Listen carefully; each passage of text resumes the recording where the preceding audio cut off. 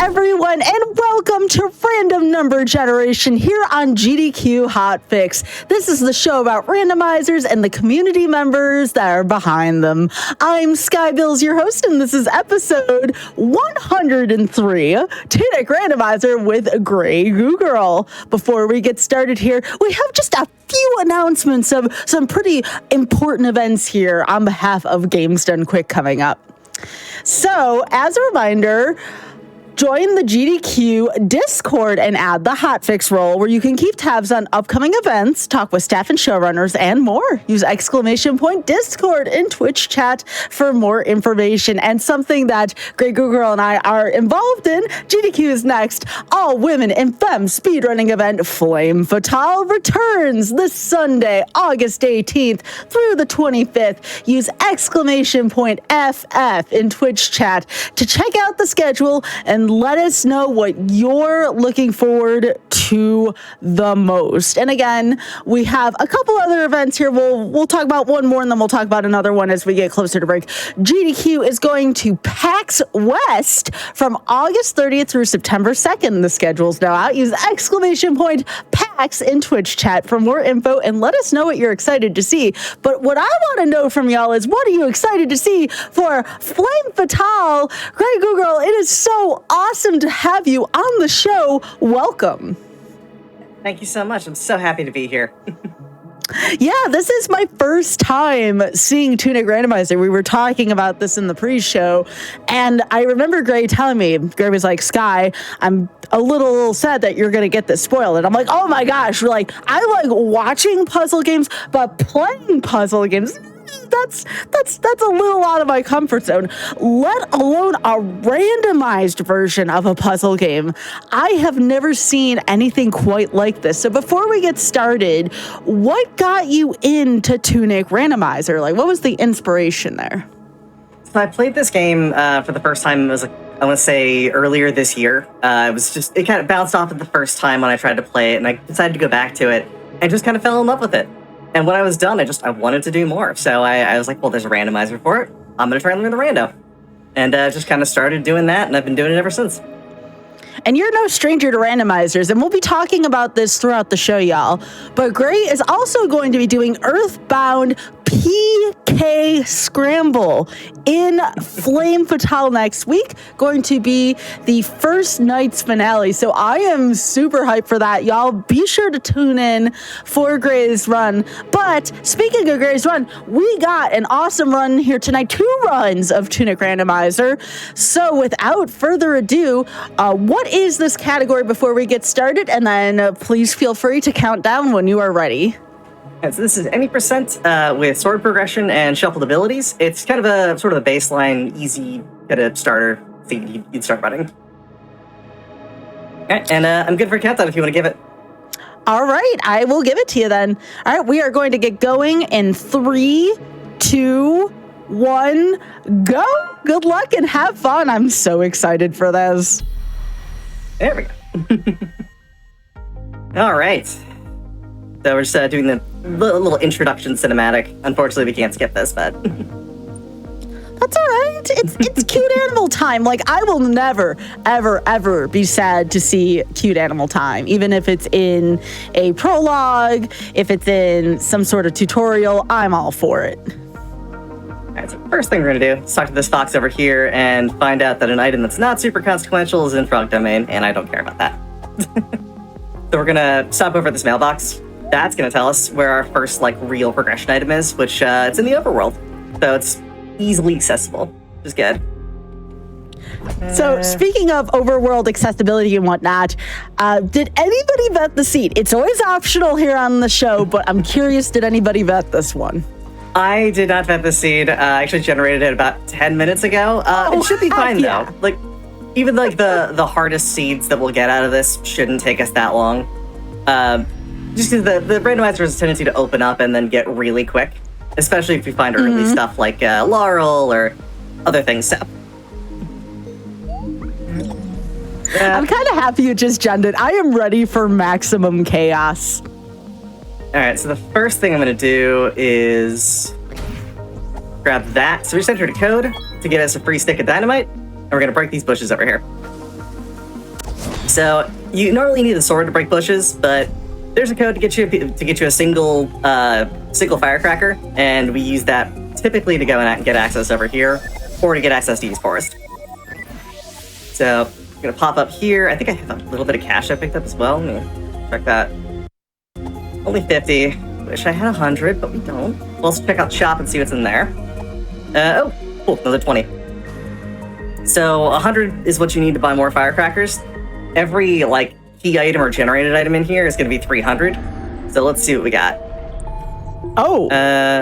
Old house key, muffling bell, which I definitely want, and what are you? Just a random set of pages we don't care about. All right. So we got 2 items we kind of want to grab. And yes, for those of you commenting in the chat, there are on-screen Holy Cross code inputs.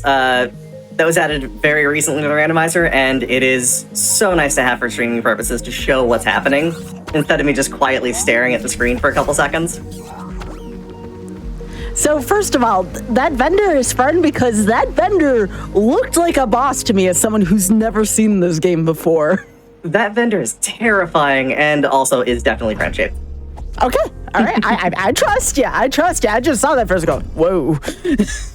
Also, to the chat, if you have any questions for myself, for Gray, about, it could be a random thing, it could be something about the randomizer. This is a very active show here, so if you're watching live here on Twitch, sorry YouTube, we still love you, I just can't respond live. You could post in the comments, though, if you have any questions. If you do have any questions for myself or for Gray, though, we're here. We're happy to involve you in the show. So I can't say how many times I've watched GDQ content on YouTube. It's just a thing I do, in the background. I'll go through it. I was telling you this the other day. I was going through the old catalog of Hotfix shows, specifically of RNG. Yeah, was there anything that stood out to you? Oh, there's so many runs. It's, I'm trying to think off the top of my head. Can't think of anyone directly. Good to know that vendor's friend-shaped. I look at that vendor and go, oh my goodness. Oh yeah, absolutely terrifying. The first time you run into it, you're like, oh, have I made a mistake? Yes, and it's the vendor's in a windmill too. That doesn't seem like the kind of place you would expect. Avoid plus, what is the vendor? Like a skeleton bat kind of thing? It's a skeletal fox. A skeletal fox. Sort of like the spirit of Fox's past, as it were. Yeah. Yeah. Oh, we get to see the Holy Cross. We get to see the Golden Path Code. Ooh. Because my red questagon is at the top of the mountain. We have our first question from chat here. Are the secret treasures part of the randomizer? They are. The secret treasures, all the fairies, they are part of the randomizer. I'm gonna wait for this thing to stop attacking me in a second. But yes, they are part of the shuffled stuff. In this as well, I have bonuses turned on for the treasures. So if we find a treasure, it'll give us a bonus stat. So yeah, those are all mixed in. They will be part of that, and doing those codes is going to be required to get certain items. Gotcha. Very. Pop up this way. Can't really do Hourglass Cave right now because I don't have a lure. I love the style of animation in this game, Gray. Oh my gosh, everything is so cute. All right, well, we just got... Yep. That's part of the RNG experience here, no worries. All right, so we're going through the first one of our cutscenes. We're going to have to see the first time you die in any game, it sends you to go talk to Mysterious Fox that's encased in a bunch of force fields. Yeah. Oh. And it's kind of again, the story is a lot of cryptic storytelling, a lot of the same way that Dark Souls does, where it doesn't explicitly tell you things. And most of its interactions through stuff you find in the manual or those sorts of things. Because you find pages of the manual as you play the game. And I can take a second to bring one of those up. So you can look through and look at the manual and give you information about things. Oh, that's so cool. And it's supposed to be used for you to figure out how to do certain puzzles. Mm-hmm. Everything you need to know to beat the game is found in the manual, whether or not you can read it. So...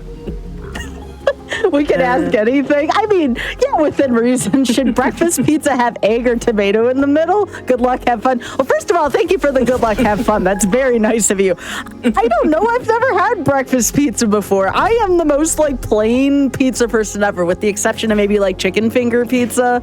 But yeah, how about you, Gray? What do you like on your pizza? Okay, so for breakfast pizza, if you're doing like toad in the hole with pizza, that's definitely an awesome thing, and I've done it before. But like having some extra tomato on top wouldn't hurt either. Like you can do both of those. ¿Por qué no los dos? Wait, hold on. So we just got a thing, by the way. We can now do Holy Cross codes, which means I have to do a whole bunch of these on the overworld. How do you keep track of that? I'd be there for like 5 minutes being like, There is someone put together a nice cheat sheet of every one of the codes. So it's just memorizing which codes are named which things and knowing what buttons to press and how fast to press them. It's only directional inputs, so it's not that bad, but there's just a ton of them on the overworld. So getting Holy Cross early is both a blessing and a curse. It's one of the reasons why I turn on ability shuffle. Where's my mail? gotcha. Because it basically just outlet. Hold on. 1 second. There we go. There's so many codes to enter in here. These are all sort of like the endgame secret codes that you get by decoding certain stuff in the manual or seeing stuff on screen and figuring out how it translates over to Holy Cross inputs. So it's all solvable, it just takes a while to figure it out the first time, and then, yeah. We'll do Belmoss while we're here too. We got so many things to pick up right now. The world is very open. That's awesome. More plain with pizza than same. I'm a plain pizza person. You remember a place that had chicken, barbecue sauce, and blueberries? I mean, I ain't gonna yuck somebody's yum, but dang, I haven't heard that combination before. Question about the game. How do you read your hints? It looks like they're all in the ciphered text. Yeah, they're all in what they call Tunic, which is a language that was made for the game. No spoilers as to how it was made, but it is decipherable, and it's very difficult, harder than I think really it should have been, but that's just my personal preference. It's like in some other games they'll do like, ciphers where they swap out specific letters. In Tunic it's different and much, much harder to figure out. So once you get it, it's not so bad. There we go. I can't believe I failed entering Belmoss like 4 times. Hey, we're just here to have a good time, no worries. Yep, no, not high pressure at all. Although entering the golden path is probably going to take me a minute because it's very, very long. Yeah, so according to what the chat tells me, none of the puzzles are randomized, it's just the treasure. Am I understanding that right? Yeah, the actual treasure boxes themselves are randomized, but the actual puzzles, the codes you're entering in are not randomized. Although there are people that have been tossing around in the randomizer community that we should try and randomize those, but that would be... Ooh, that'd be a thing. That'd be probably undoably difficult. Just because a lot of them are based on visual indicators in the game, actual textures and stuff too, so... There's thoughts. It's just probably not going to happen anytime soon where we have anything like that. You just beat Death's Door. Is this game as hard or harder? I've actually never played Death's Door. Is that another puzzle game? I never finished Death's Door. I know I played it a little bit, but I never actually got to the end of it. What is this? We can't tell, so I gotta check it. Every time you walk into a void, I get very afraid something else is going to, hop out at us. Who doesn't love navigating an invisible puzzle? Oh, yeah. Yeah, that's a classic. So much fun. So what are you looking for right now? What would be ideal for you to start with in the first few checks here? I want to find a sword. If I can find a stick, I know where another sword upgrade is. So with progressive swords, you find the stick, then the next one you find is the sword, and then it goes to a better version of the sword, and then a third, final, best version of the sword. So getting that early, that gives us access to breaking bushes much more easily. It gives us a reliable source of damage. Because right now, all we've got are 2 firecrackers. And that's not a whole ton to work with. Oh, wait, I have Holy Cross. I need to actually do that. Hold on. But 1, 2, 3, 4, 5, 6, 7, 8, 9, 10, 11. Oh. Hold on. 1, 2, 3, 4, 5, 6, 7, 8, 9, 10,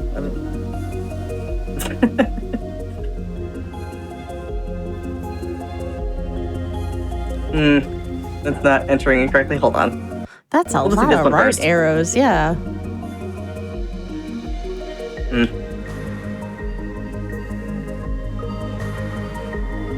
There we go. Oh, wow. I love this music, by the way. It's very calming. It should be down left. Should be 11 and then 12. 2, 3, 4, 5, 6, 7, 8, 9, 10, 11. 1, 2, 3, 4, 5, 6, 7, 8, 9, 10, 11, 12. There we go. What? Now, are those randomized, the patterns? No, those are all the same. That one's just because it's I count out loud because it's 12 inputs of the same thing in a row. Oh, yeah. Yeah, and that's hard to keep track of. Oh, yeah. Gets to be a little much. We go here. What's this? We also know that one of our progression items is out here on the overworld somewhere, so we really don't want to move on to anywhere else until we find that item. I mean, it could be that actually Holy Cross could be considered that item, so it might be worth going and checking out a different area sooner rather than later. But we'll cross that bridge when we come to it. We're actually going to get back to Invisible Maze so we can grab the Holy Cross item there. This way. So if anyone's got any other questions, feel free to toss them out. Oh, yeah. Yeah, absolutely. Okay, Invisible Maze. So what else is... Oh, that's what you were going for in here. Gotcha. Okay, it looks like my D-pad's not behaving, which is part of what the problem is. That's part of the randomness, it appears. Apparently so, yeah. Usually it's a lot more reliable than this. There we go. Nice. Yeah, You're just scary. playing on a harder difficulty because of that. Oh, absolutely. Yes, we got Always clear. Always clear where the hero, yeah. Question, what unlocked the cross from the chat? Okay, so in the normal game, they're open by default. You can use them as long as you know about them. In the randomizer, they're the same way unless you turn on Ability Shuffle. And what Ability Shuffle does is it takes some of those abilities that you would learn by reading the manual and ties them being usable to having the page that they would be in the manual. So you can learn about a thing by looking at this page, therefore collecting that page unlocks the ability.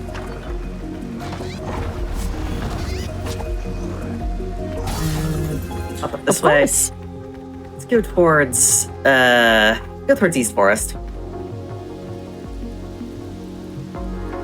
Might as well. Yeah, I'm still learning about the game, so y'all's questions help me actually know what's going on, other than, oh my gosh, all of this artwork is amazing and the critters are cute. Oh yeah, this game is incredibly adorable and incredibly well made as far as like the aesthetics and all of that. Another question, did they shuffle the roll? No, roll is open by default, so you can always do the roll. Oh, we actually have the stuff now if we want to do a little bit of out-of-bounds jank nonsense, but we're probably not going to need to do that. Yeah, chat said, thankfully, no, not yet. Yeah, we could start doing ladder storage and start flying around and doing all that kind of stuff, but I don't think it's the best idea right now. Mm-hmm. We'll save that for if we need it. Also, we got a stick, so the sticks are useful. All right, so we got an attack offering. Where's that attack offering at? Pile of leaves. Cool. All right, what's up in here? Don't Another get any box? ideas.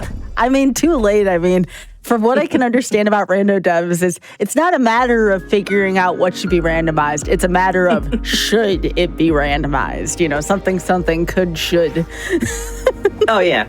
There's a grass randomizer for this. If any of the folks in the community want to talk a little bit about that in chat, yeah, there's a whole bunch of different stuff. So I think grass randomizer a little bit like a pot randomizer for Link to the Past, where it's just there's so many blades of grass, and each one could contain something.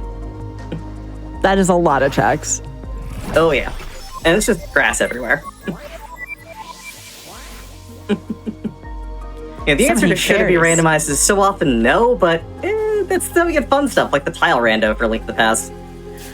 Just because you could, chat, doesn't mean you should randomize. But that's what features are for, right? Like, that's why you can choose your own settings. And that's one of the many things I love about randomizers. All right, so nobody saw that. We're just going to run back to that place where I totally didn't die. Wait, saw what? I didn't see anything. Exactly. So, I assume lately on your stream, Gray, you've been working more on the PK Scramble lately, Earthbound, since that's coming up in the marathon soon. Yeah, absolutely. I've been doing more of that than anything else lately. I've gotten into a really solid place. I'm very happy with where that is. Oh, Weather Vane. Weather Vane. Oh, that's great. Yeah. So PK Scramble has been super interesting to learn and get better at. Just because it is such a highly variable run. Another question. Are there a lot of items needed for Go mode? That's a really good question. Shockingly few items are actually needed for Go mode. So really, if you want to get into Go mode, you need to have a sword, you need to have your 3 keys, and the prayer ability. That is technically it. Although that would be incredibly difficult to win, you can still do it. So I mean, accessing you have to access the temple as well. So you would need to have either Laurel or have access to both towers. But those are pretty straightforward. Yeah, Laurel is one of those things where it's really nice to have, but if you don't have it, it's not really the end of the world. Mm-hmm. We're gonna use the stick for actual damage purposes because I want to do this crosscode quick. There we go. And then we're gonna go pop down to East Forest. Just because we've got a couple things to do there. We also know a sword upgrade is down there, so that'll get us an actual sword, and no more throwing bombs to try and get through stuff. Wait, an actual sword? What have you been using? I haven't been paying attention to your means of attack. Oh, I've been swinging a stick. Oh, that doesn't sound very practical. It's not super useful, no. It doesn't do a lot of damage. It's not like Ocarina of Time, for example, where the stick is mightier than the sword. Oh, I wish this was the Deku stick, because that does so much damage. It really does, yeah. All right. Can you move while you input a code? You can, but since I have to use the same finger for movement as for input, it's not usually a thing that happens. Gotcha. We'll pop down this way. So that's what I'm seeing over here in the corner. The stick that I'm seeing in the corner, that's what you're using for your item right now, or your weapon in this case.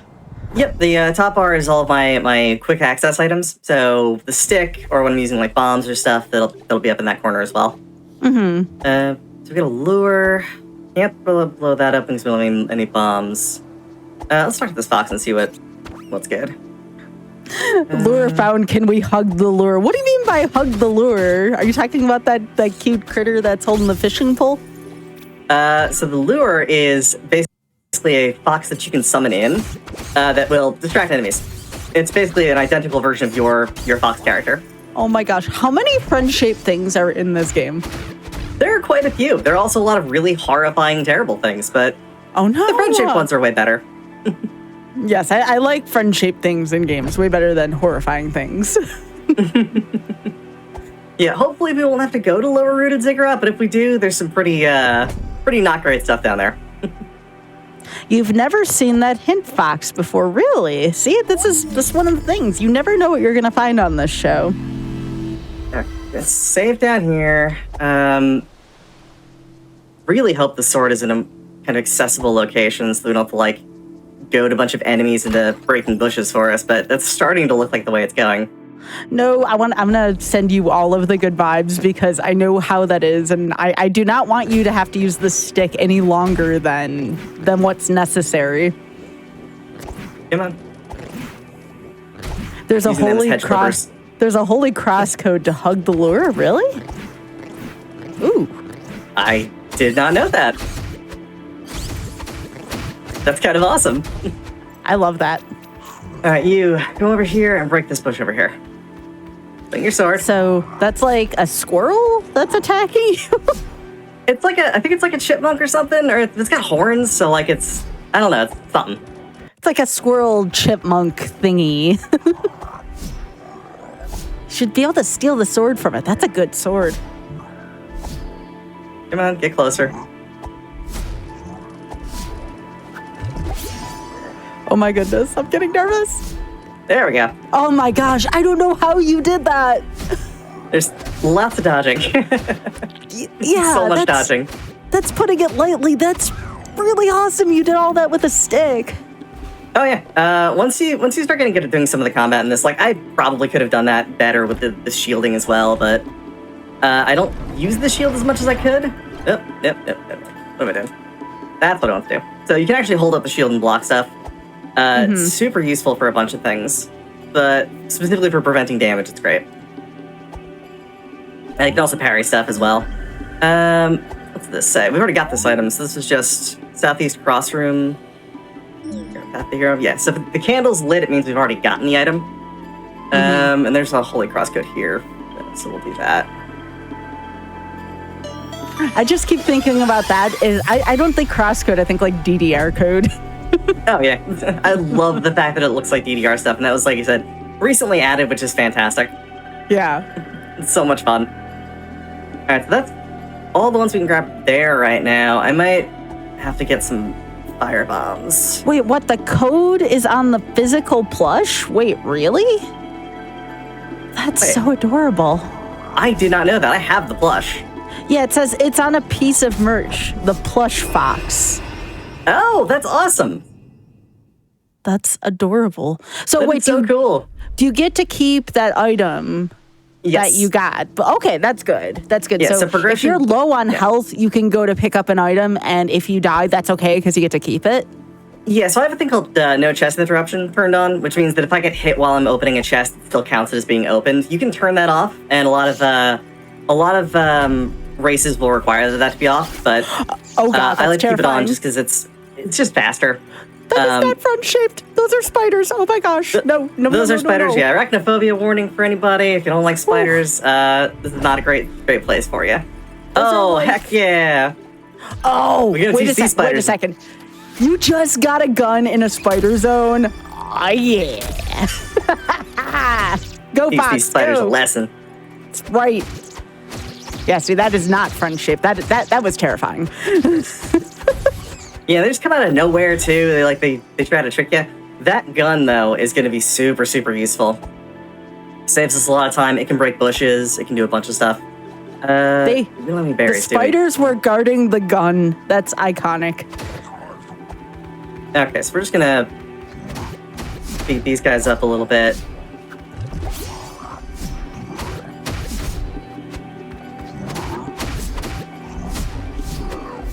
Yep. Wrong button. It's fine. We have gun, though. Now that we've got gun, we can break bushes, and that's the most important part. Yeah, that seemed like a pretty pivotal item to get early. Heck yeah. It's actually a pretty late-game item. You can theoretically get it before the sword. There's actually an achievement in-game to do that. It's just very hard. As someone who's played this game a lot, it took me like an hour to properly do that when I tried to do it. Money. We're going to do a thing called Obelisk. There are broken fragments of this tablet kind of strewn about the forest. This big tablet over here. You're supposed to basically get all of the directions on that and then put them all in. So we're going to do that right now, thankfully. We don't have to worry about that because we know what the code is. Come on, D-pad, stop doing this to me. Be nice, D-pad, please.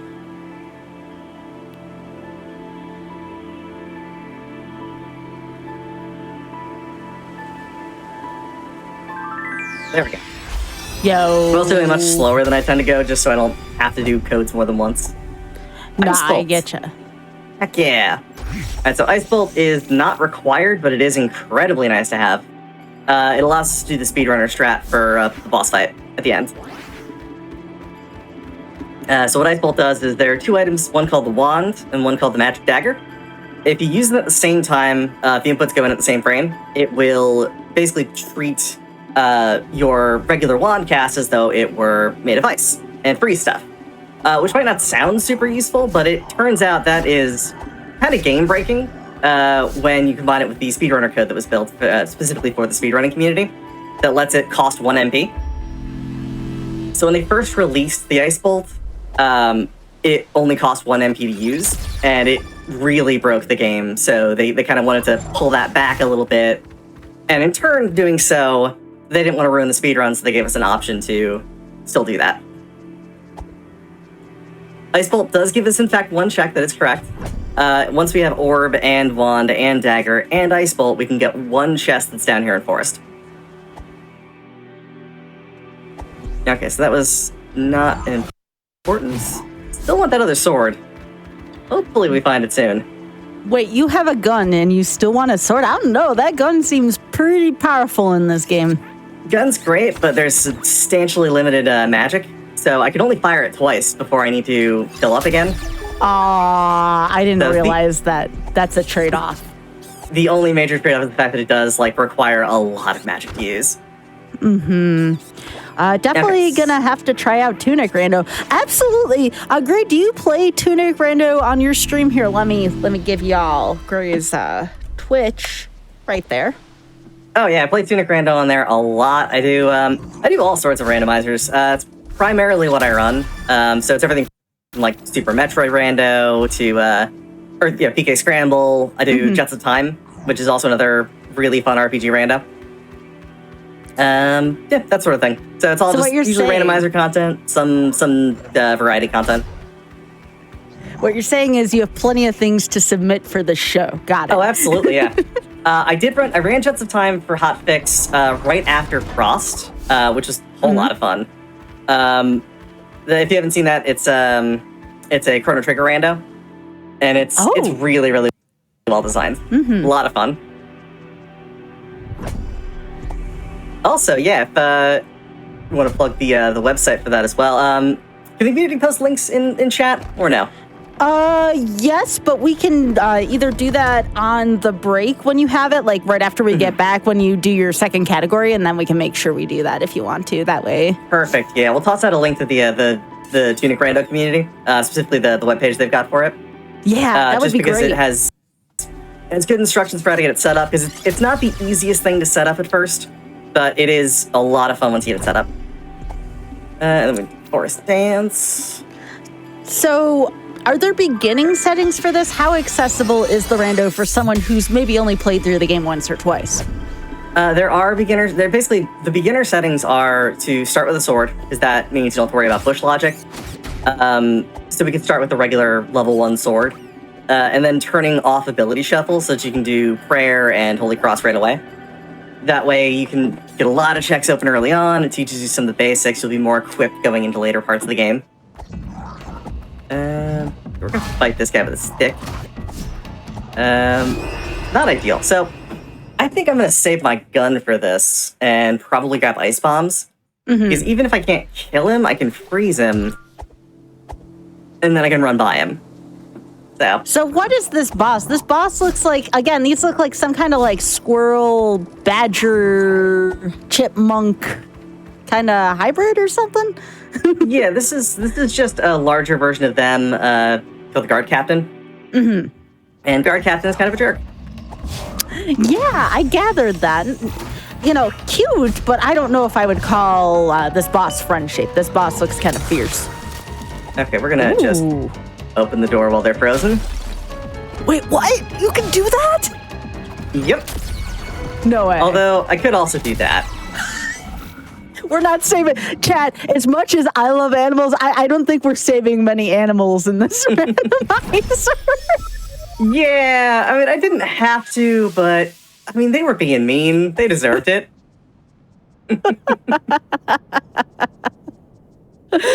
I just realized I missed one of the chests down there. I have to go back and get it. That's not ideal. That's fine. That's fine. Ooh, so let's talk to this fox up here. Do the... Ooh, what was that? Okay, so that was a sword upgrade found in the Rooted Ziggurat Tower, which is... Rooted Ziggurat is not a set of words we want to see. So we're not getting one of our sword upgrades. No, I don't want to do that. Rooted Ziggurat. That's a bummer. We'll definitely get at least one more, so we'll have a regular sword. And ideally we'll have the Librarian Sword, which is the third upgrade. The sword upgrades aren't a thing that's in the base game, that's only added for the randomizer. So you can get two additional levels of sword that wouldn't normally be available. But yeah, we're definitely gonna get a sword, but probably not air sword at this point. By the way, chat, I'm gonna go... post cute critter emotes in chat. Here's mine. There you go. All the cute emotes forever. Yeah. Yeah, we're going back down because I realized I missed one chest. And I think that chest is a sword. Are there any racks or otters in this game? Like, I don't know what kind of animals are in this game. I'm very excited to see them all.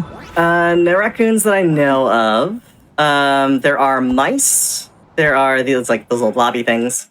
Whatever the guards are, I don't really know what to call them. There are crabs. There are birds. These things, not sure what to call them either. I'm disappointed. There's spiders, but no racks? That's a crime. Yeah. There should be, now I've seen games do this recently, chat. They have like an arachnophobia mode where you can turn them into something funny. I wish you could turn spiders into like racks or otters. I think that would be great. Yeah. Or dogs or cats. Yeah, unfortunately, there is actually an arachnophobia mode for this. We can turn it on. It just changes changes the spiders into the Tunic word for spider as a floating little sign. Oh. All right, so we're gonna take that teleport back because that's faster than what we were doing. We're gonna do one more thing. Oh, Gremlin just jumped up on my desk and he wants scritches. Unfortunately, buddy, I can't do that right now. I have two lovely cats, and Gremlin is just being a little needy right now. No, Gremlin, be nice. Yeah, Grant was nice in the pre-show to send me a picture of the cats. The cats are very cute. Probably not being cute right now, but can be cute. Oh, they are absolutely chaotic. But yeah. What did I miss? Okay, hold on. Oh, I am chat. clearly just missing things left and right here. Hold on. No, you're good. I thought I grabbed it earlier, but I didn't. Thanks for all the cute critter emotes, chat. This is great. I'm seeing some really cute ones here. Thank you, thank you. Wouldn't be so fastidious about going back and making sure I grab every one of these chests if I didn't know that a sword was down here somewhere. No, I getcha. Yeah, we'll pop over here. Try to grab that before we get cut down by these guards. Okay, cool. There's one right back here. Oh. There it is. There you go. That's what we're looking for. Very and now cool. I can fight these things, but we're not going to because we're just going to take that intentional warp back. Because it's Good faster. idea. Yeah, why not? Just because we're doing randomizers doesn't mean we can't go fast if we want to. Indeed. Okay, so yeah, 1,000. Yeah, okay, we're gonna pop over this way and go back to the shop. I remember there's stuff to buy in there, so we're gonna pick all that up. Then the old house key was in there. Oh, here Can't remember comes what the other one was though. here comes the friend-shaved vendor who scared the poop out of me when we first went in here. Oh yeah. Aww. Oh yeah, the I see muffling it. bell. That's one we absolutely want. So muffling bell kind of silences your footsteps. Which means that you can not pull enemies nearly as frequently. And it's just incredibly good to have for certain areas. Alright, so we're gonna pop down this way. I think we're gonna head over to... there's still so many things to do in the overworld because now that we've got a sword, we can at least cut through some stuff. And we can try and start doing a few other things. Check over here. We'll open this wall over here. More Yeah, counting, because 1, 2, Oh, you're counting? 4, Hang 1, on. 2, 3, All 4, right, 1, go. 3, 1, 2, 3, 2, 2. There we go. Okay, I did not want to start saying things while you were counting. I know exactly how that can be. Okay, so we just found our zoomies. Ooh. So are these that kind of looks like the premise of the Pegasus boots from Link to the Past? Kinda. It lets you skip over a whole bunch of stuff. We move a lot more quickly now. Ooh. I have not used the free firebomb code, but I have used the regular bomb code. Just answering chat quick. Yeah. But yeah, zoomies is incredibly important in this. It gets you a lot of movement. Oh no, is that full chest like the equivalent of the ice chests from Ocarina of Time? Yes. So it is basically a trap chest. One second. Yeah, so there are certain traps that'll be in there. One makes you small, one gives you a giant head. Oh, that was a fairy. I thought that was our green key for a second. I'm like, that would have been awesome. But yeah, there's a bunch of different ones, and that's actually one of the things you can get through that is the mirrored perspective, which is how I found out about it in the first place, and then realized I could just turn it on. So that's gonna be a lot of fun when I start messing around with doing that for submissions. Yeah, we're gonna pop up this way. So we're going the back way in a swamp right now, so that we can check with the hero's grave there and see if we can find where one of our keys is. Yeah, for folks who might be new here, you know, if you, like Tunic, for instance, you might be here tonight and you may have not seen the show. So this is GDQ Hotfix. This is the programming, some of the programming between GDQ events. And this is Random Number Generation, where we feature all sorts of wonderful randomizers and the runners that run them. So tonight we're doing Tunic Randomizer for the first time. I have Grey Goo Girl here with me. So if you love randomizers at all, consider dropping follow the channel if you haven't done so. Honestly. All right, so that gave us a hint that we already had. We call that old news where I come from. Yep. So there are 6 of those fox graves, hero's grave as they're called, where when you go there, it'll give you one of 2 hints. It'll either tell you where one of your keys is, or it'll tell you where one of your progression items is. So we can use those to figure out where our progression is, how fast we can get to it, that kind of stuff. Super useful. Okay, this way. So we got to do top of the mountain, which, again, for those of you who didn't see that earlier, that means we got to enter Golden Path, which is a very, very, very long code. Is the randomizer part of the base game extra? I believe it's extra. A lot of the stuff that we do here in Random Number Generation would be considered extra. Randomizers, as much as we've been seeing them for a while, are still, relatively speaking, a new innovation to gaming. So a lot of the time, it will typically be something extra. It'll involve a dev, for example. But through the communities, you will figure out the ways in which you can play them.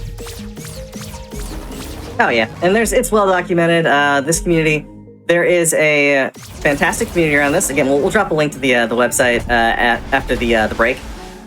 Yeah. That can tell you how to get it set up.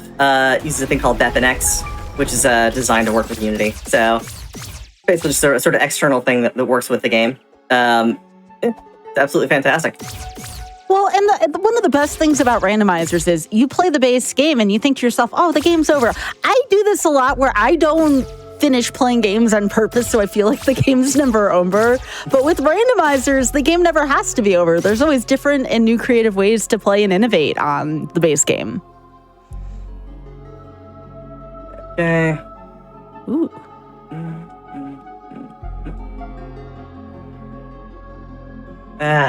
Codes. They will be the bane of my existence. You can do this. I guess I only hit the... Okay, that's what I did wrong. Hold on.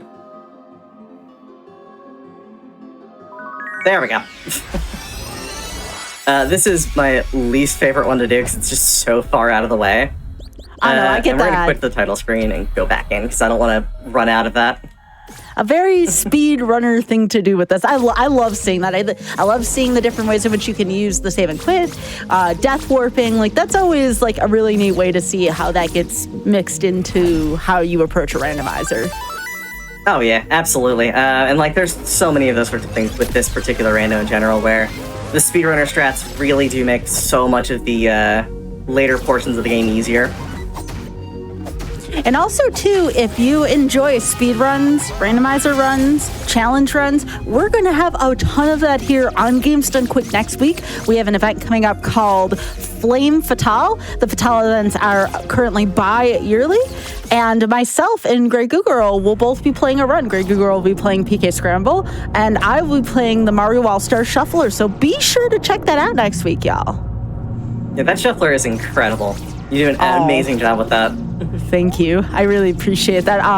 It took me a little while to figure out how to get it to be consistent, because you have to kind of pick and choose between which speedrun strats to use and when a good time to just do your thing and survive would be, because, again, that's how you arrive at an estimate, is you have to You have to figure out, okay, this is what I'm going to do during the run. This is what I'm going to do in this scenario. There's a lot that goes into shuffler runs.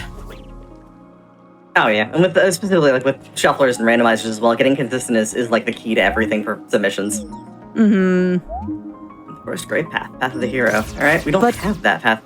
Wait, Forest Grave Path. What is what? Okay, so that means Ice Bolt Chest is consequential.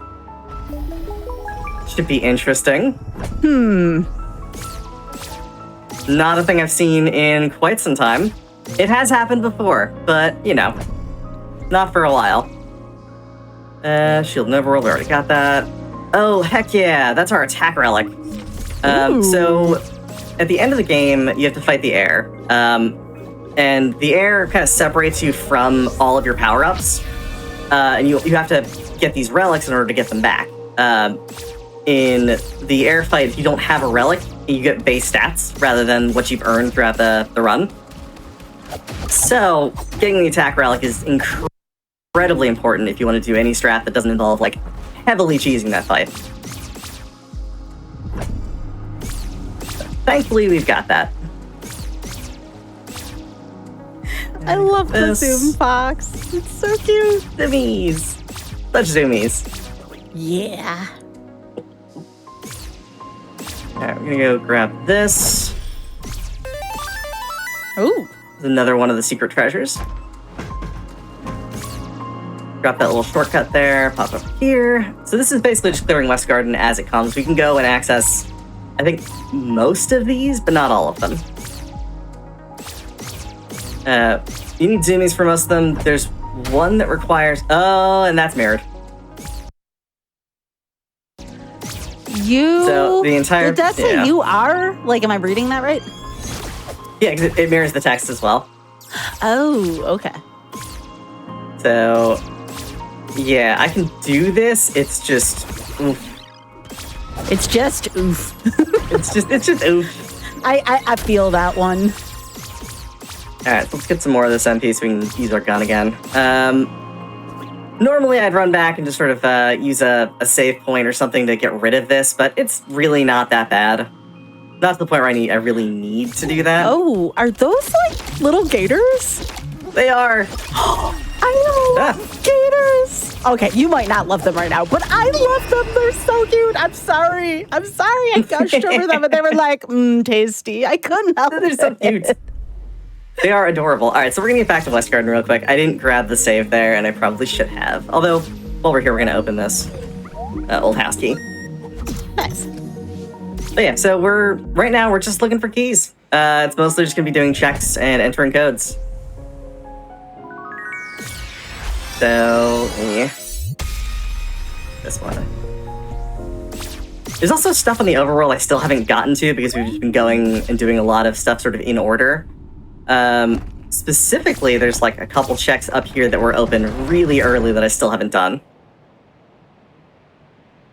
I couldn't help it. The gators were too cute, chat. That's what would have happened to me. I would have been like all about like how cute they were, and then they would have just eaten me and been like, oh, dang. Well, Fox is the crocodiles now. Yeah. What's over here? It's just some money. We can grab our first of the fairy ones over here. What's this? Just some money.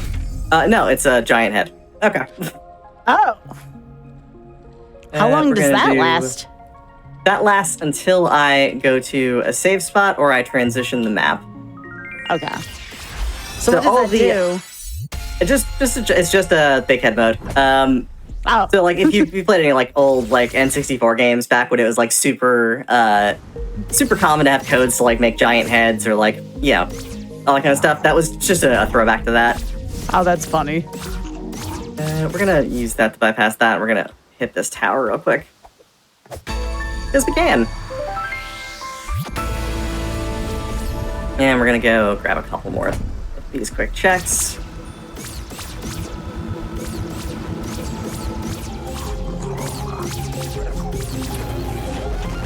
That. Oh no. Yep, knew that was gonna happen. soon as That it, looked, yeah. yeah, that looked like a Beamos that had you cornered.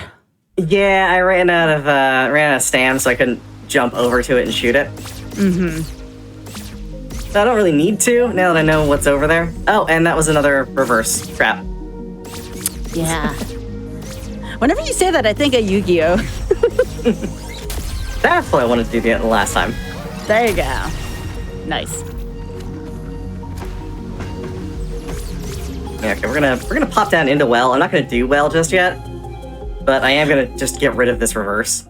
Got another question from chat. Does the stick have any ability that the sword does not?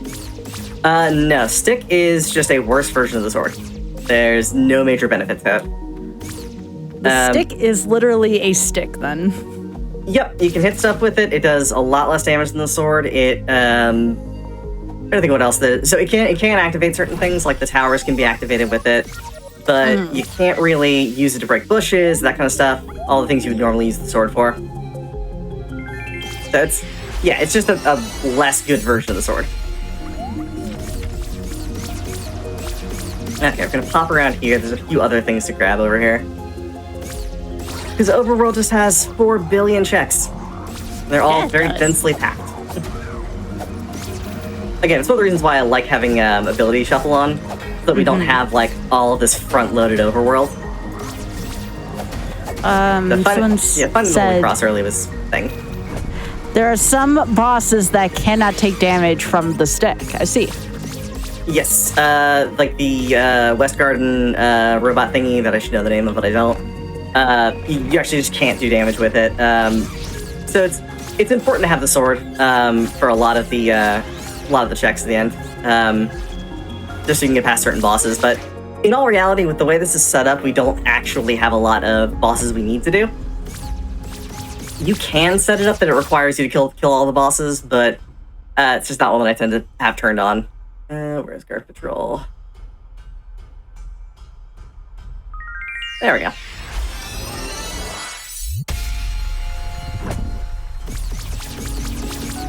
Zimmies! Such zimmies. This game looks like a fun game to move around in terms of like movement tech. Oh yeah, the movement tech in this is fantastic. It feels really good. They've done a really good job to make it feel like it's accessible, and like in the base game, you don't get zoomies until like the very end of the game. That's what you use to access certain parts of the map. Once you get exhausted all of your options, you're looking like where's the next progression spot. It takes you to where you'll get the laurel, and that gives you access to all of those graves. We're gonna pop back this way again.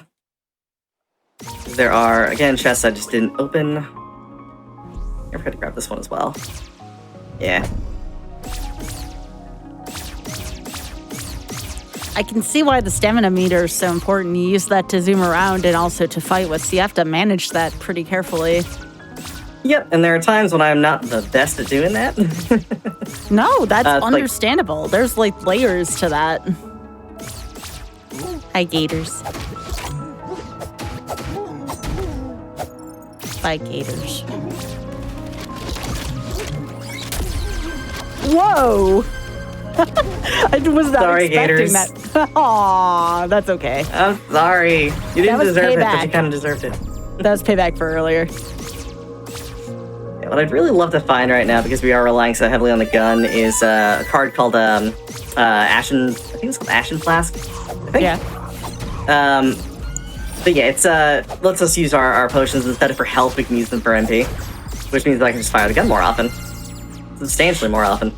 What did you just pick up? It said Forever Friend? That was another one of the treasures. Gotcha. Those treasures are basically just extra things you'll find at the end. When you find all of them, there's like a surprise. But yeah, the entire goal is to find all the treasures, all the fairies, and get the true ending of the game, which involves doing a lot of extra work. So the ending you'll get by doing any percent is not the best ending. That makes sense. I mean, most games, especially modern games like this, are especially like that. Oh yeah, they want to get people doing, all of the extra stuff. I completely understand why they'd want to set it up like that. Ooh, our MP relic. It's nice to have. Another what are you? box friend. another fox friend. What do you got? Good news. So we know. Oh, we already have the SP relic. Yes, we've got a bunch of relics already. The only one we don't have is the health relic and the potion relic, and we don't really need the potion relic. If I'm using potions during the final boss fight, I've made mistakes. Chat, this is hands down become your favorite randomizer of the last year-ish. I've heard a lot of good things about this, so when Gray had submitted this run, I'm like, yeah, we definitely need to have this. We haven't had this one yet in 100-something episodes, so for sure. Yeah, it's relatively new to be this fleshed out for a randomizer. I mean, Silent put a ton of work into this, and the community as a whole has been very, very dedicated to keeping it in a really good place. Mm-hmm. Again.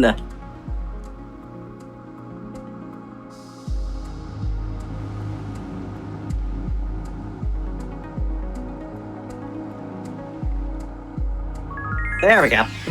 Yeah, a lot of buttons. Gray was saying that the D-pad was acting up, so that might be why every now and then you'll see like a dropped input there. Yeah, double inputs, dropped inputs. These things happen, unfortunately. All right, so we're gonna get one more down here, and then we will bypass this boss fight because I don't feel like doing it. So the other nice thing about a randomizer, you can skip some stuff when with any luck you don't have to do it. Exactly.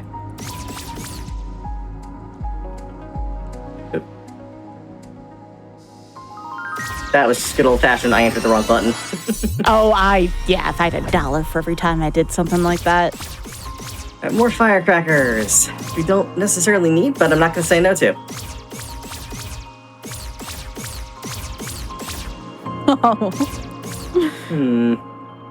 Alright, pop up here.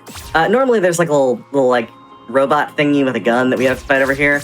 Gonna enter the arena, not pull it, and just zoom across there. And no fight. Oh, that's it. I blinked and I missed the skip. Wow.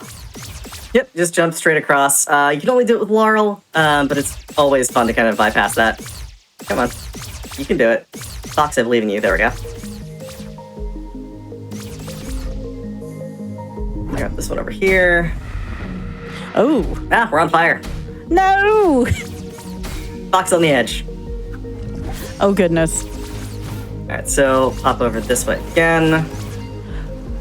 Would it going in the water fix that, by the way, or is the water death in this game?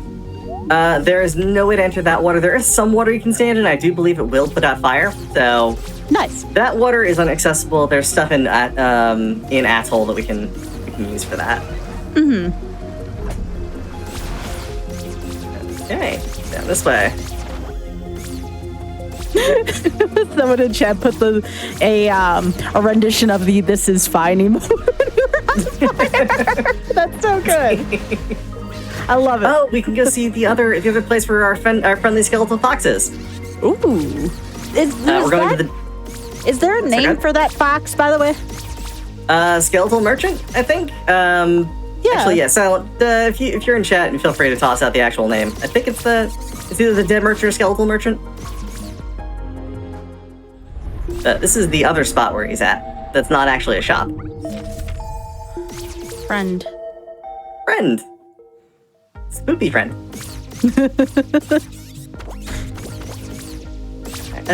Pop up this way. So there's a couple chests we can do in... Okay, we're gonna do this first.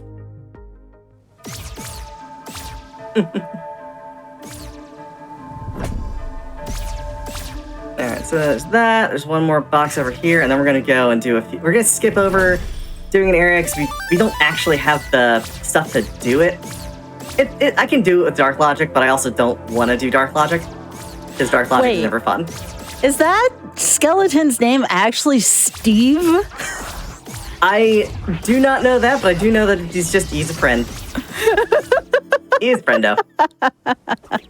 It is. Okay, apparently it is in fact Steve. Wow. Little guy. Everyone in this name is little guy. Little guy. I mean, for being a giant skeleton monster, he's got some little guy energy.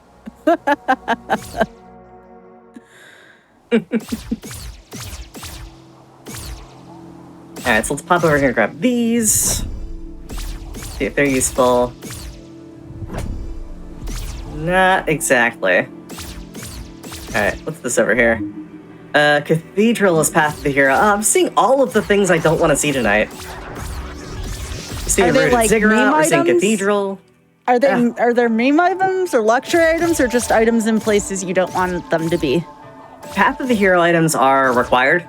They are required basically to clear the seat. So we're gonna have to go into Cathedral at some point. It's not accessible yet because we don't have prayer. But once we do, it means we're gonna have to go in there. And this is also why there's so much variability in seed length, is because we can't get stuff like this where it's just like, yeah. Well, I should have warned you before you came on the show. My show is a little cursed. Just a little bit. Yeah, I like Cursed. Cursed is great. Cursed is entertaining. Yeah, I'd say so. Can you please stop being... come on.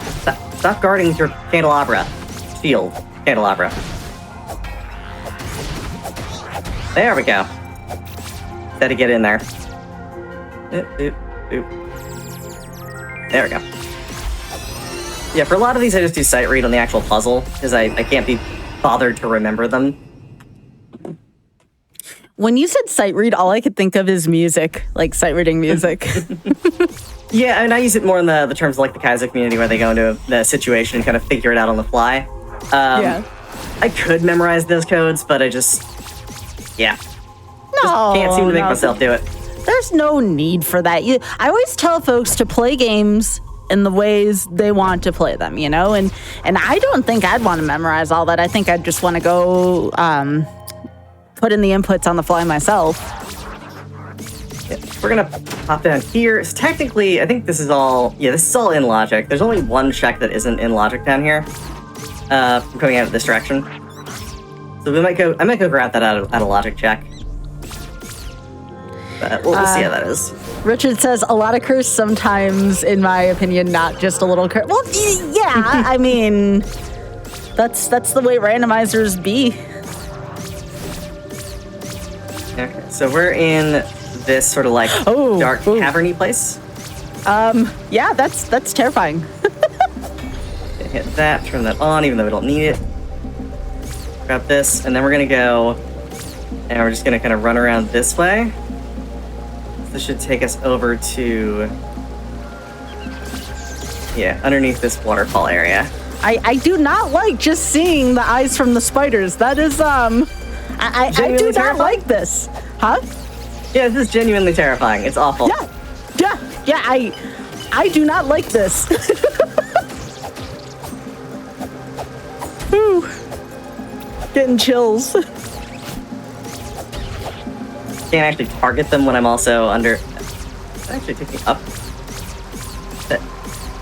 That did. Okay, I gotta go back around. Oh. I accidentally zoomed up the wrong direction.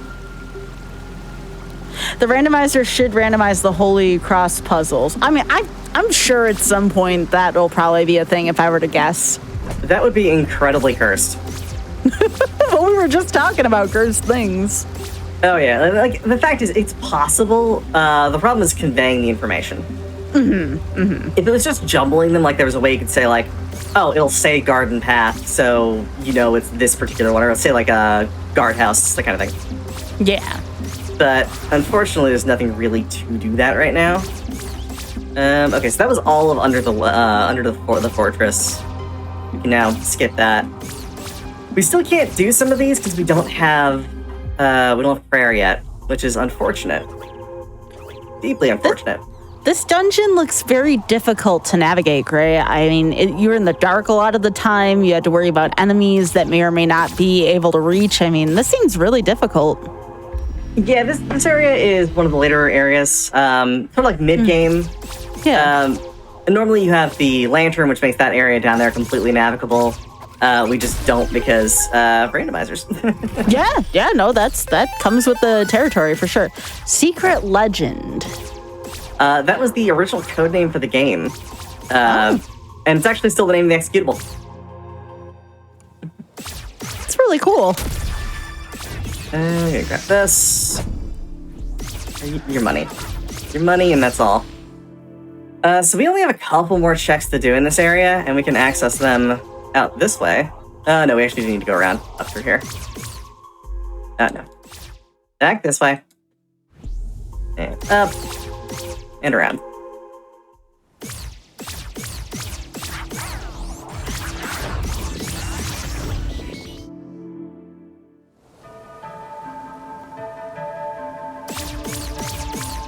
Okay, and up this way, we can grab one more chest over here. There's 2 more in this area that we can grab as well. But other than that, I think for prayer, heck yeah. That's what we want to see. Yeah, prayer is one of the better things to find. It's going to let us do certain things. Stop it. Help, I'm on fire. No, not again. Damn. These guys are so mean. Just like, we're gonna light you on fire now. I would not recommend being on fire, Gray. Yeah, it's not great. Definitely not a thing you want to do casually. Nope. And our fox friend does not want to be on fire either. So now that we have prayer, we can activate these things. Oh, all right. What did they do? These big old obelisk things. They basically transmit power between areas. Oh. So it lets us, like, activate certain things, open bridges, open doors, that kind of stuff. Oh, that's really neat. So this was a big find, then, it sounds like. Yeah, prayer is pretty huge. It's also required to beat the game because we need to use prayer to access certain areas. And so what we're gonna do is we're gonna turn some stuff on right now because we can. I think we can just go down this way. We go back into the basement. By the way, y'all, if you could do me a favor and please follow Grey Goo Girl, that is at twitch.tv/Grey Goo Girl, all one word for folks who may be listening to this on YouTube. Grey, when do you stream time-wise so folks know when to find you? 3 nights a week. I tend to run typically on Mondays and Wednesdays, usually at 7 p.m. So this would normally be when I would be streaming anyway.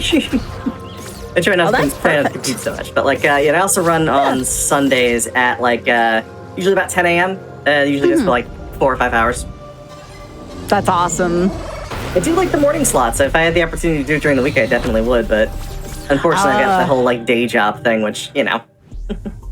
You and I are the opposite. Well, as you know, I tend to go very, very late. Oh yeah, well, that's why I like creating a stream. You're not only are you around, but you're also running. Like, I know you're going to be going for a while, so I'm not tossing to someone who's like just going to wrap up in like 10 minutes. Yeah, that's not me. That's why I take a nap before stream typically. This is what happens when you get older, chat. You have to nap before you take your streams if you're going late. There's nothing quite like a good midday nap. No. I'm a fan. Okay, so that's turned on now. We can go out here and activate this one. No, we can't activate that yet. We got to turn on another one that's in area over here, I think. So I have to ask, how are the kitties doing? Did the one kitty stop, like, causing trouble? Gremlin is sitting in his box right now, just kind of snuggled up, doing his thing. Oh. He's being quite good now. He's not being as needy. Good. That's right. I gotta turn this one on. That's what it was. But yeah, Gremlin's doing good. Gizmo is hanging out on a cat bed right now. So just kind of hanging out.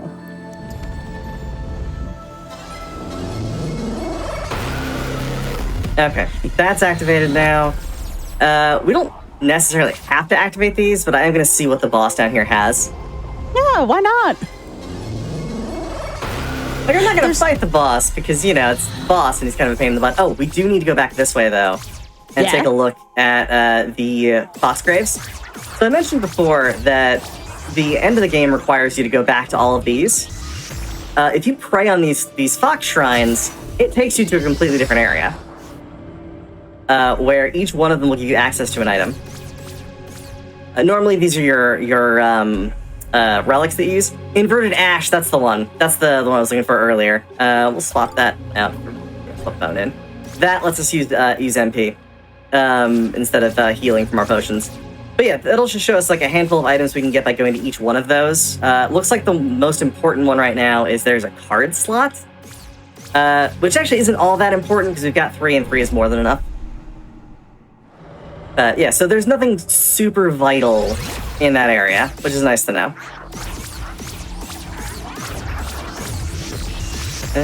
Yes, we can use our gun a lot more now. A total of like 5 additional times. I have to ask you, what is the most wild thing you've ever seen in a Tunic randomizer so far? I had a Tunic rando throw me into Quarry without mask and without sword, because technically they were obtainable, but they were buried way deep into the seed. So trying to get a key that I knew was in Quarry without all of the items to do so, it was mean, but it worked. I was able to get through it, but yeah, Quarry can be very, very difficult because it has a constant AoE. It's not really a damage, it just takes away from your max health until you have 1 hit. So it's more like an auto damage that at 1 hit point stops, and you can't heal from it. Wow. Alright, could you come down here, please? So, friend-shaped, maybe? Oh, that wizard? Yeah.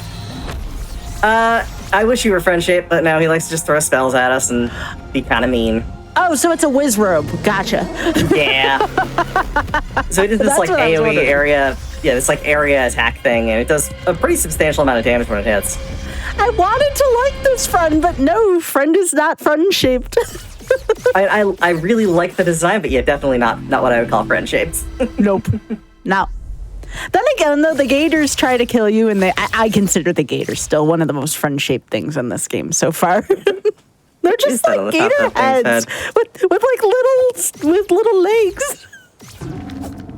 What is that on the top? I can't make out the item. Oh, it's a broken flask shard. No, yeah, never mind. No, that thing has like 8 legs. I don't care if it's made of rock. That is a thing. We're just gonna nope on out of here. Oh, I'm right there with you. Let's go. Siege Engine is one of the big bosses in the game. We didn't have to fight it, so we're not going to fight it. That looks like a rock spider. Am I wrong for thinking that? No, that's kind of what it is. Okay. There it is. That's what I was looking for. Just off the middle of nowhere. Gators are just giving Tooth Kissy. Oh. I love the gators. They're so cute. Well, we got the vault key, so we're gonna actually go back to where we just were. No. And we're not gonna fight it. We're not gonna fight it again. We are gonna walk up to the vault that's right in front of it and just open that on up. All right. Oh, is that what that is? That's a vault? That's a vault. It's where the keys are typically stored. So the hexagons that we're looking for, otherwise called the questigons. That is gorgeous. Yeah, beautifully designed. So what's inside? Oh, it's just some money. Oh, I was gonna say, like, that would be a good place to store car keys. I'm just saying. You'd never lose them. No, you wouldn't. Absolutely. Oh, that. It was a full trap. Who doesn't love full traps, right? that was disappointing. I expected something massive, and it was just. Of course, it's a randomizer. Of course, we're gonna get that. Oh yeah, 100%. So we're gonna pop over this way. There's a code I could have done earlier that I've just been putting off because it's kind of out of the way. It's right at the spawn at the start.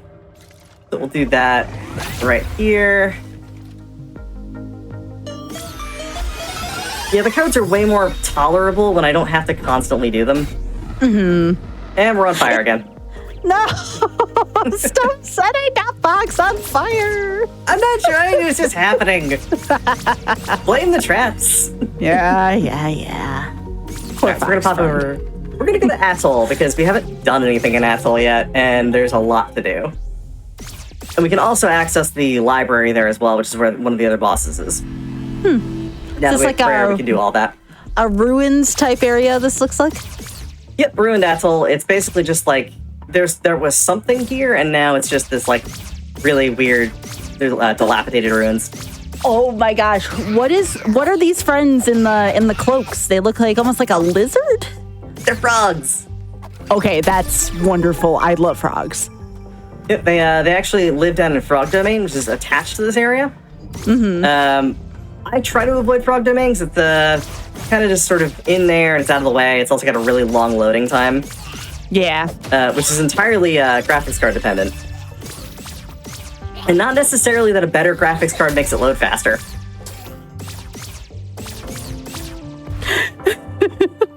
Right, so we're going to activate these pillars here. That's going to open up our way to the library. So yeah, my plan is going to be to activate all of those pillars and collect all of the chests that we can around here. Mm-hmm. And then we'll go and do library, which should be another bunch of really quick chests. Yeah, before we did this, I warned Gray, I'm like, look, I'm just going to be gushing about the animals the whole time, so I hope you're ready for that. Oh, absolutely. The artwork in this game is stunning, though. Like, you know, jokes aside, like, I really love the art in here. Oh, yeah. They spent a lot of time making it look just perfect. And it plays so well. It's supposed to evoke, like, sort of older console-era games, but, like, still have a lot of modern feel about it, which I love. Someone said, I'm noting the more friend-shaped something is in this game, the more it probably wants to kill. I mean, sort of. It's chicken. I mean, Yeah. that's a chicken? Oh, my gosh. Did those enemies just shoot the Oh, this means war. This definitely means war. You messed with the wrong chicken. Yeah. I like Thank the you. chickens. They're cool. They don't do anything anything mean. They're just there. Yeah. I try not to hurt them if I can. No, thank you for getting revenge for them. I was kind of upset that they killed the chicken. Yeah, the sentry robots are kind of a pain. Normally they're really easy to take out with the wand, but we don't have the wand yet. So once we have the wand, they're oh, these things are also adorable. Aww. Look at them. They're so cute. What are there's the they? They're like crabs. little. I see the crabs. Some of them look like octopi. Yeah, they're like these little octopus thingies, and they when you hit them, they explode. Oh. The adult version of them are just kind of terrible. Yeah. But those ones are just super cute. And these are the meanest things in the game. Oh, well, of I hate course, them. they're birds. We know the chat. What are the rules about birds in video games? Birds are mean. They're legally obligated to be jerks. Birds, bats, most things with wings are not nice in games. Yeah, anything We know that how flies that goes. around, yeah, tries to avoid taking damage, yeah. They've been doing that since NES era. Are you kidding me? Oh, yeah. Just, I will forever be taunted by the Medusa heads in Castlevania 3. Oh, you and me both. I know all about that. So let's pop down this way. Sure, we've got some other No, stuff to the find. number one thing I want to plush about this game are the gators, okay? Like, I'm going to put in a formal request saying, can we please have gator plush? I would love that. That would be adorable. Yeah. Also, giant crab. Oh, Giant that crab is is a big very hard crab. to kill. Yeah. You like have to have. Well, there are like a couple of things that can actually hurt it. Explosives typically hurt it, but that and having the air sword, which breaks through armor. Otherwise, really, they're kind of really hard to take out. We want to grab that MP up there, because we're gonna fight like 4 more of those sentry robots. I do not like these robots. They may be my least favorite thing. Like, if I were to be, like, fighting creatures in this game, they'd be probably one of my least favorites so far. Yeah, they move around a lot. They're kind of hard to hit. If we had the wand, it'd be better. Oh, scavenger mask. That is a progression item. Ooh. Means we can that's do good. quarry. All right, let's go. So we've activated 3 of the 4 pillars. We're going to use our zoomies to get up to a place we can't normally get access to right away. And we'll go to the other Ooh. side, it's faster. I like skips. Yeah, normally we would have to get a key to get in here, but you can use zoomies to bypass that. So like that. Oh, we actually do have a key, never mind.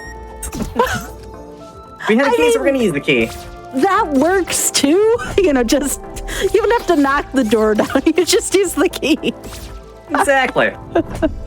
If you got the key, use the key. Ooh, that is another effigy. Effigies are how we get money when we don't have money. It's like a piggy bank. So when you break it, it just drops money. The more of them you break, the more money they drop.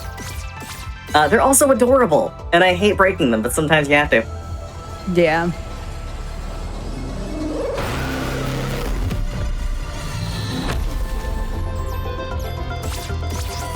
Okay, so over here we got like 2 more chests to do over here. Poor And then we'll go crabs. do library.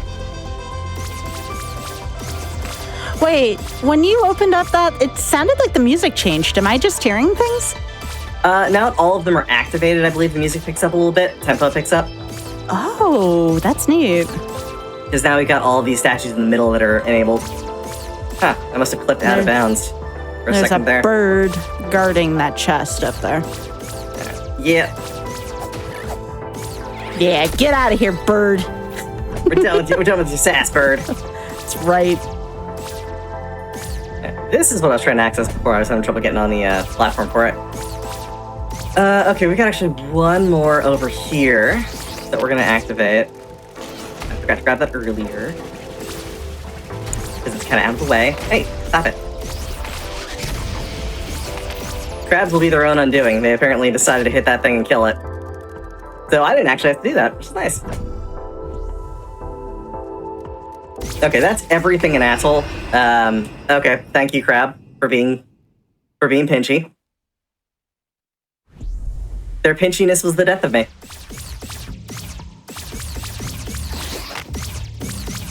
But now we can go and pray over here, and this is going to open up the library. I'm okay with the crab assisting in speedrunning things. Oh yeah, crabs can be incredibly useful in this game. All right, so we are going to check out library, which has like a bunch of really tightly collected checks, which is really nice. It's also a boss fight that I don't necessarily want to do, but if we're here, we might do it. Hold on 1 second. This is The library rug. Oh, actually, gonna turn.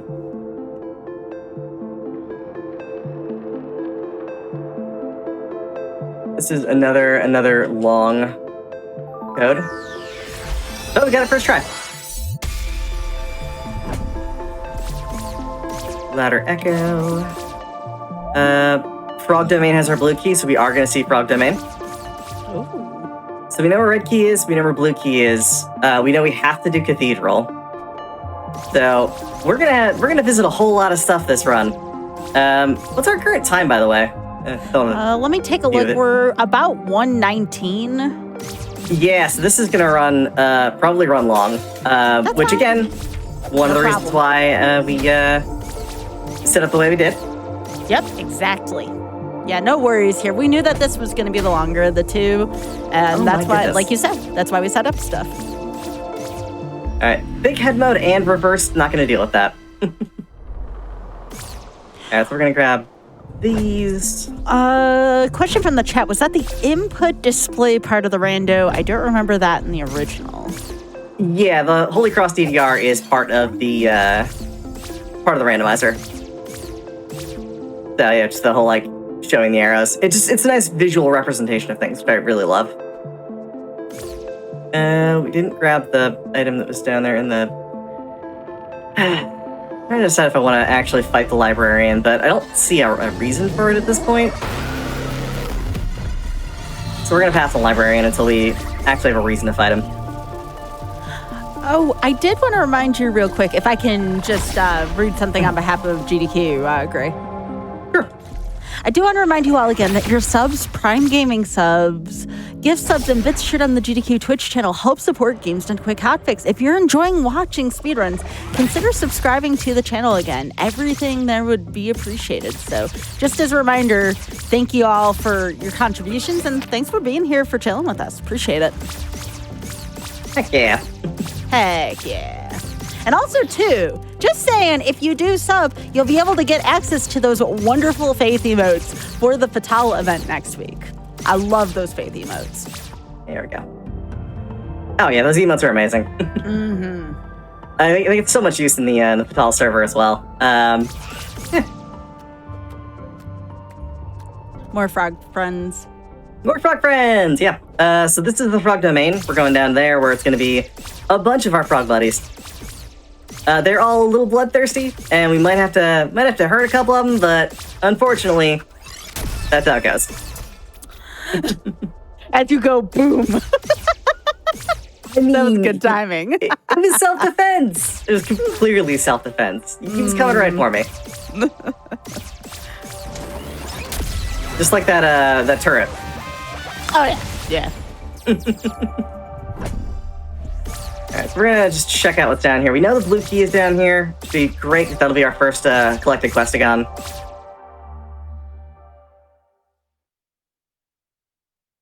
Yeah, I mean, it's kind of surprising to me that we are missing so many progression items at this point still. We haven't found dagger, wand, orb. We just got, basically, we're only missing those few things in lantern, along with all of our keys. It's okay. You can blame it on my show. Like I told you, it's pretty cursed in terms of where folks find things. In all honesty, having one longer seed that is substantially more complicated is always an option as well. Just because it is, like, it gives you see more of the stuff, there's more to explore.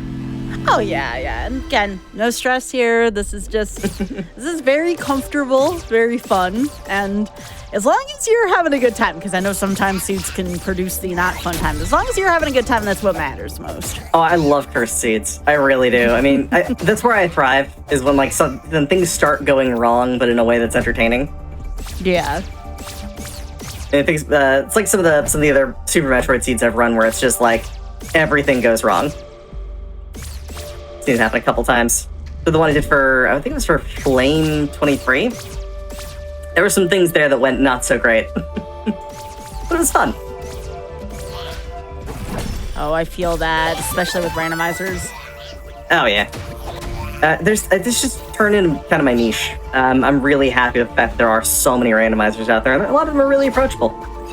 Like, this one is incredibly approachable. We're gonna grab that, do a quick reset on some stuff. There aren't that many more checks to do here, unfortunately. Like, I was hoping I'd find maybe orb down here, which would be kind of like French vanilla, but I should probably explain. Well, I'm sure your viewers already know the term French vanilla. Oh yeah. For folks who might not know, though, you know, maybe we have some new folks in chat tonight. When you use the term vanilla or even French vanilla, that just means something that was present in the original version. It didn't get as shuffled. You know, we hear is this even randomized? It's in that vein of jokes. Yeah, it's either if it's the original spot, it's vanilla. If it's in like an area that's really close to the original, it's French vanilla, which is nice. Yeah. Sometimes it is good to find stuff where it's normally intended to be found. Yeah, grab this. What are you? Perfume. Not what I wanted to see. Only got 3 more boxes down here.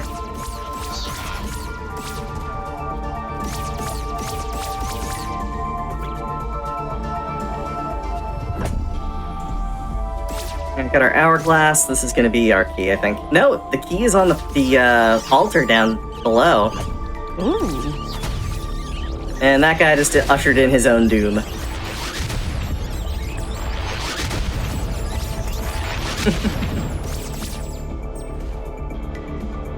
Yes, there's a little altar down here. Normally it's where you would pick up the orb. And on it is our blue key. So, is this anyone in chat's first time seeing Tunic Randomizer? If so, what are your impressions? What do y'all think so far?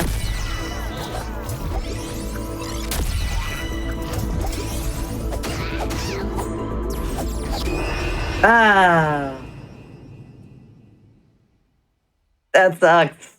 I didn't see anything. I was looking at chat. Well, it's fine. I'm gonna run back around. I didn't actually open up any of the shortcuts because I didn't think I was gonna die there. It's fine. You think it's fancy? Okay. Use fancy to describe this. It's my first time seeing Tunic, period, so this is a heck of a way to do so. Yeah, I love this rando for so many reasons, and just the approachability aspect is really the big thing with it. And yeah, it does have like really good visuals. It's a nice, kind of fun, clean game. And there are so many other options, by the way, that we don't have turned on for this that can make things way more chaotic, way more interesting. Like a ladder shuffle. That's the thing where it'll take all of the ladders out of the game and shuffle them around in the item pool.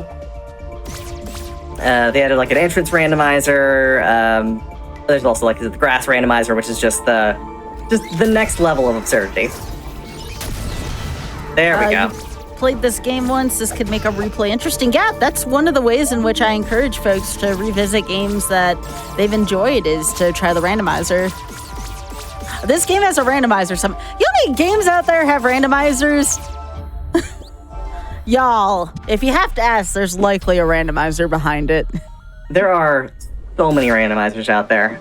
If you enjoy a game, if you want to play a new version of it or something slightly different, I highly recommend people look up and see if there's a randomizer for it. As long as there's a community around it, people will build randomizers and stuff for it. Like specifically with like SNES and NES kind of stuff, there's always the propensity for doing that because those games are so well known and relatively easy to set up.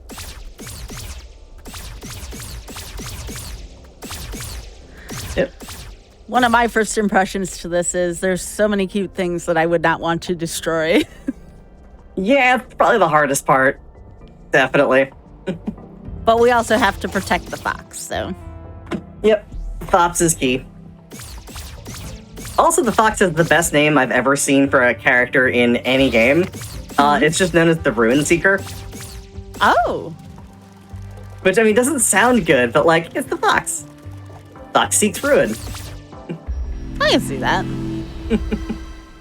Alright, so we know where that is. We've got to go... I'm avoiding entering the Golden Death because that's gonna take me, like, 2 attempts, and it's just so long. But we'll, let's see, where else haven't we checked? We haven't gone into Quarry at all. We're gonna have to go up the top of the mountain to do that, so... Alright, I think it's that time. I think it's time I do the thing I don't want to do. Aww. I'm sorry. It's fine, it's fine. We'll get it done. But yeah, this is gonna be, like, probably one of the harder things to do, just because it's so many inputs. You're supposed to, like, compile this code from a whole bunch of other clues. Literally dozens of clues spread across a bunch of different places. And it's like the culmination of everything you've figured out and learned. Which is why it's just so many inputs. And I'm gonna take my time, type it in slowly and deliberately, so we don't have to do it multiple times.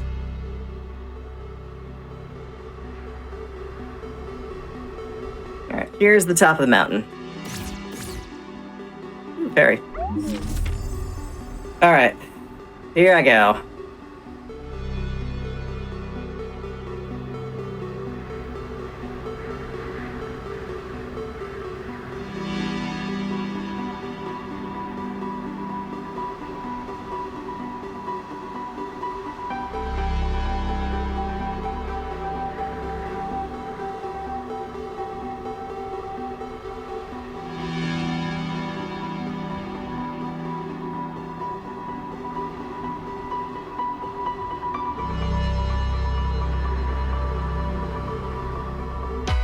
Got it in one.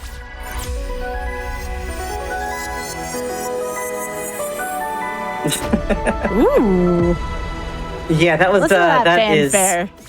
It was so long. There's so many inputs. There you go, you did, and I'm glad your controller cooperated with you. That's why I was like trying to give you some silence. I'm like, okay, I'm gonna wait till that's done because that looked involved.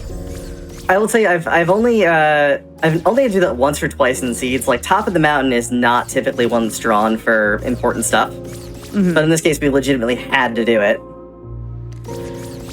Yeah, someone said, what's fun is playing Did I Interpret a Clue Wrong or Did I Miss an Input?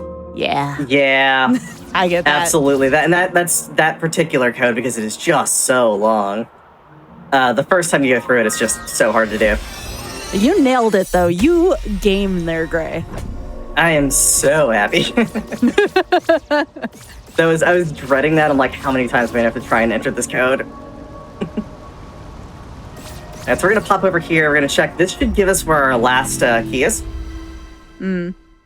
So we'll know where our green key is. I think the only one we're missing.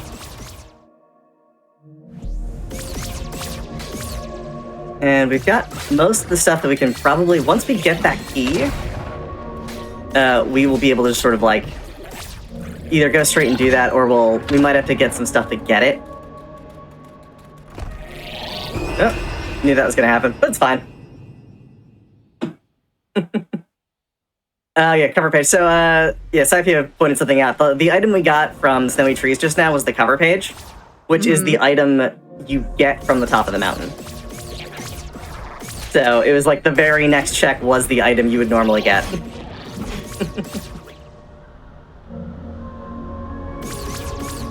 Alright, we're gonna pop over here. Obviously, we don't have this because it's our key. What do we got? Dark Tomb. Dark Tomb checkpoint. I could have gotten that ages ago. Okay. Well, we know where that is. Oh, and of course, too, I want folks to know watching that with my shows, I don't always require seeds to be vetted. Now, obviously, you know, we have time capsule after this. I believe it'll be starting around 10 Eastern here. And, you know, there has to be an eventual cutoff point. But honestly, with stuff like this, I always tell folks, if you want to roll it unvetted, you can totally roll with it. I may chuckle if it turns out being cursed, but hey, if you can be a good sport about that, I'm totally in. I mean, I'll admit this. I'm always very light on vetting to begin with. Typically, I'll have someone spoiler log vet rather than have someone have to play through the whole thing. Yeah, and this is Hotfix. I tend to be a little looser about this because if it isn't as vetted, it becomes more mysterious, right? And I love mysterious things. And that's where we get the whole joke about the show being cursed, right? So... Oh, absolutely, yeah. And it's just one of those things where, like, vetting these seeds, I could ask people to do it. This is actually one of the few randomizers where I'm like, actively part of the community. Mm-hmm. A lot of the ones I run, I'm not really too involved with the actual communities. But with this, I kind of like going in there with, you know, without any ideas of what's going to happen. Yeah. Alright, so we're going to go pop down this way. We're actually closing in on the end now, funnily enough. That key does not require us actually having to go and do any of those other things that were marked Path to the Hero. We've already got our relics as well, so really all I have to do is go get this key and we can try and do it clear. Nice. And it might be a little hard because Because what? Sorry? Oh, no, go ahead. What were you saying? Oh, I was just letting folks know that and it looks like this will finish within the first estimate, that there will be a second run of this. So if you missed... you know, this first run, there's going to be another. Now, the next one's going to be shorter, right, Gray? That one's only going to be any percent. Yeah, that's going to be, it's actually going to be a hexagon hunt, where if you've seen, like, A Link to the Past has Triforce hunts, this is basically the same concept, only it's golden hexagons. So we got to find 20 of those out of 30 that'll be in the pool, and then we just hand those in the seeds over. There's no boss fight, none of that kind of stuff, so... Alright, there we go. Pop through there. Yeah, basically, I just found out through that one hint that our key is in a very easy-to-get-to spot. Oh? Like right in here. Now, we don't have lanterns, so normally we wouldn't be able to go in here and do stuff, but it's at the checkpoint. Checkpoint is already lit. There it is. So, I'm guessing that it thought lantern was required for this. Oh, no, because that's technically part of well, so it wouldn't have been considered that, but still. We are basically good to go with what we've got. We don't have any method of freezing, though. That's the only thing that I'm not, like, 100% keen on. But we'll be fine. We'll give it a shot. We are going to do some speedrun strats for entering in these keys and not having it take a very long time on cutscenes. Where we hit that, and then we immediately pause, or it's not going to let me pause right away. So we're going to watch a cutscene.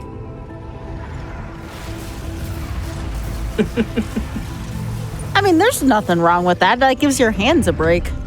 Yeah, we'll just do the cutscenes. It's fine. It's so pretty. Yep, so we're currently just disabling all of these sorts of, like, things that are guarding something. And if you remember, that fox we saw earlier had those colored barriers around it. So each one of these just takes one of the, Oh, Saipia, good call. I don't have speedrunner mode turned on right now. I just realized I turned it off so we didn't have, like, another timer just sitting on the screen the entire time. Yeah, that makes sense. So we're not gonna worry about that. So we're gonna see the cutscenes, but it's not a big deal. Oh, also too, this is a really good point from the chat. Vetting the seed can also lead to, of course, the runner won't skip that check with the very important item, followed by the runner deciding to put that check off until last. Yeah. That's point well taken. I will say though, even with vetting, like I mentioned the Super Metroid seed I ran for Flame 23 earlier, I missed Gravity Suit, and it was in a place that was easily accessible. It's just one of those things that I just didn't think to do the check. So even with vetting, like, you can run into those sorts of things.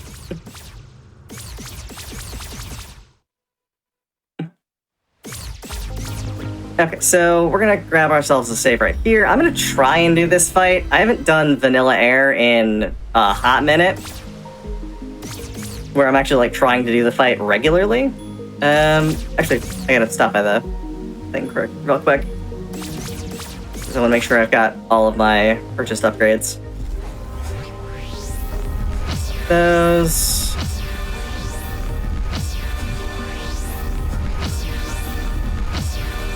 There we go. We just bought a bunch of upgrades. Those are going to make it a little easier for us to do the fight. I could try doing parry strats. I think I might, actually. Why did my sword change what side it was on? Must have accidentally hit that when I was in the menu last time. But yeah, basically we're going to have to do this fight somewhat vanilla. Where it's just going to be a lot of sword swings and a lot of, like, trying to not get hit.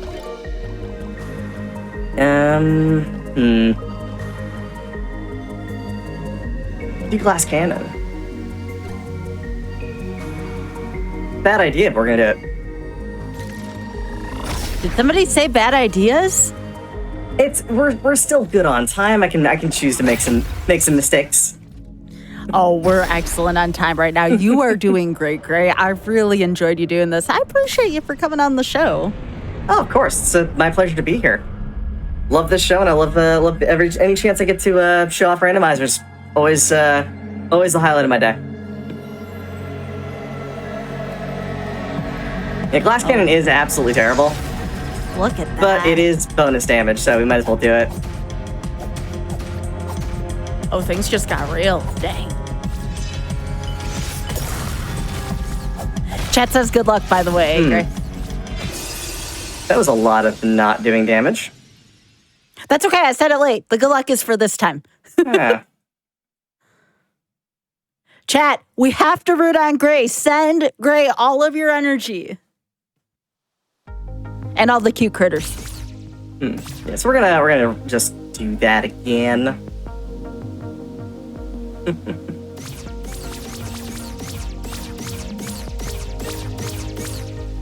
Well, you don't try brand new things, things you haven't done before. Oh, that would explain it. So the air is fire resistant, and that sword, that card that I put on just does additional fire damage, so it's just not doing real damage at all. That would explain a lot of things. Yeah, that's my own fault for making assumptions. No.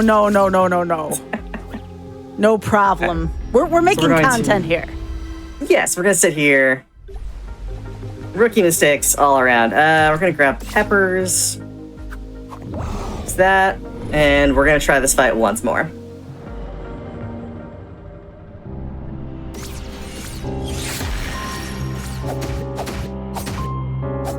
There we go. That's some substantial damage. It's not great damage, but it's not a small amount of damage either.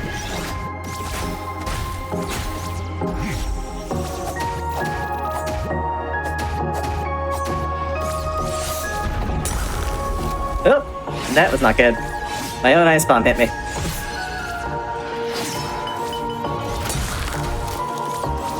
And trying to use ice bombs for the air fight, not ideal. That's fine. We're gonna not bother doing that.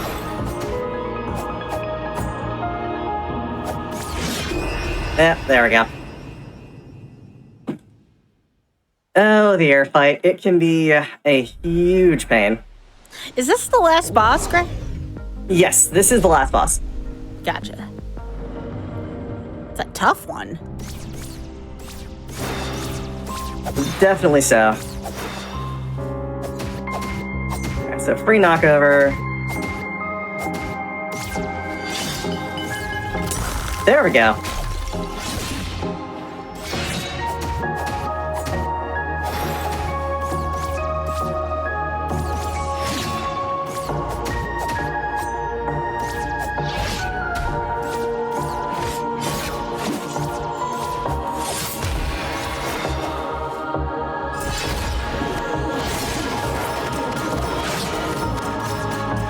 Come on over here.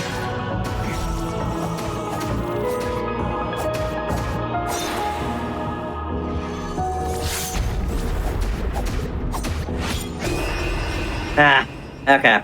Yep. Air fight is incredibly difficult, especially since we're not using the most optimal strategies to do it, so I'll give it a couple more tries. If for some reason I can't get it in the next few tries, what I'll do is I will most likely just look for the dagger. Mm-hmm. If I can find the dagger, I can start freezing it, and then I can start using one of the parry strats.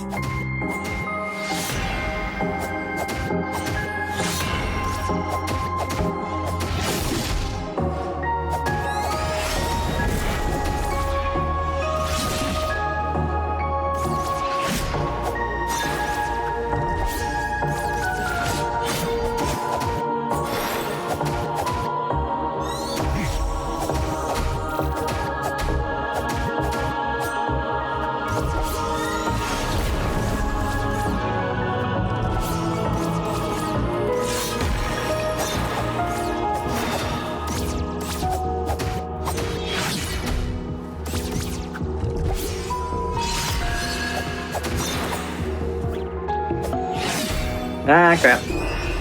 That was... Oh. Was that close? It looked close. That was, I didn't know if... That was me getting to phase 2. There's one phase after that. Gotcha. Mistake I made there was I let my stamina get too low. Yeah, we were talking about that earlier. Yeah, because the zipping around, if you zoom too much, lowers the stam. When you're swinging, you're not getting it back.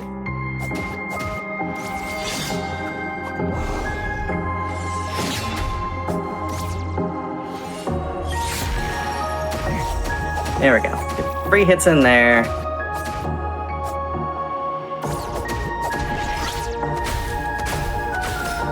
Ow. That was mean.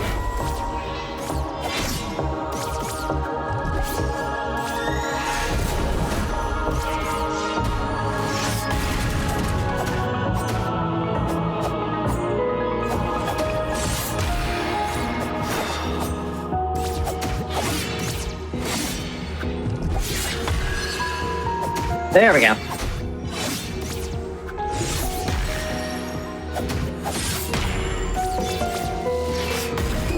Ah.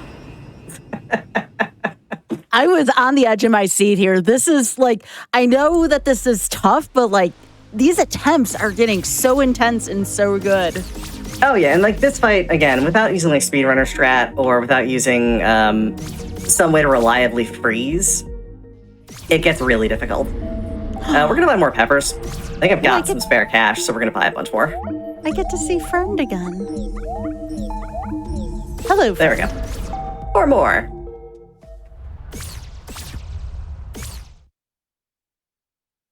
But yeah, we're just gonna try that again, just because we were getting close to phase 2. Phase 2 has less health than phase 1, so we're basically like 2/3 of the way through the fight by the time we end phase 1. Can you stop dodging, please? Thank you. Stop dodging when I'm trying to hit you.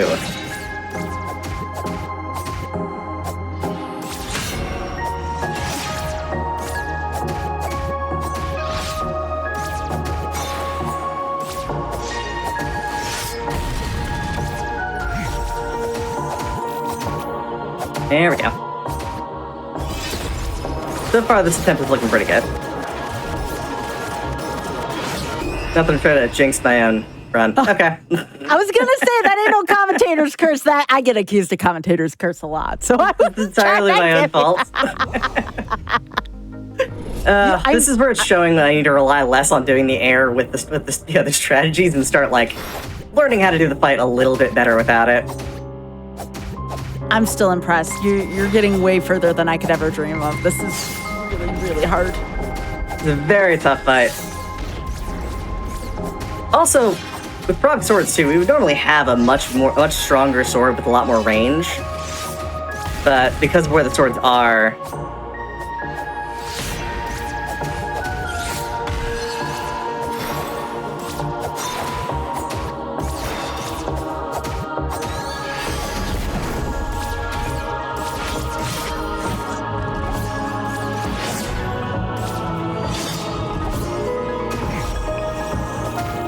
there we go. So this should be phase 3, or no, or phase 2 rather. There we go. That's phase 2. Oh my goodness. The fight gets a lot harder. Go, Greg, go! We get a free knockdown at the start.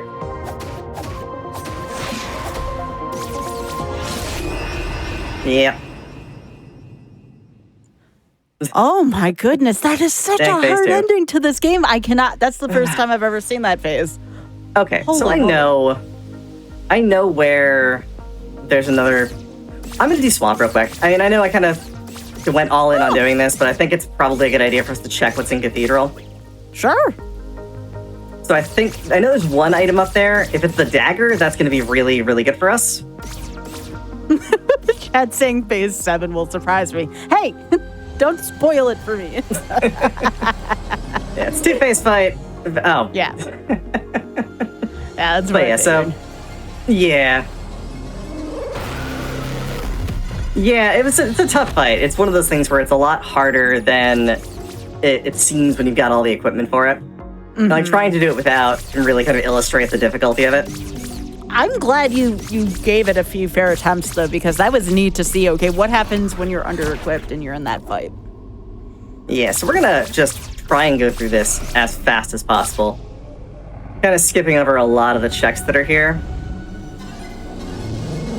I'm talking about Scavenger Boss, too. Which is the Scavenger Boss is the third boss. It is...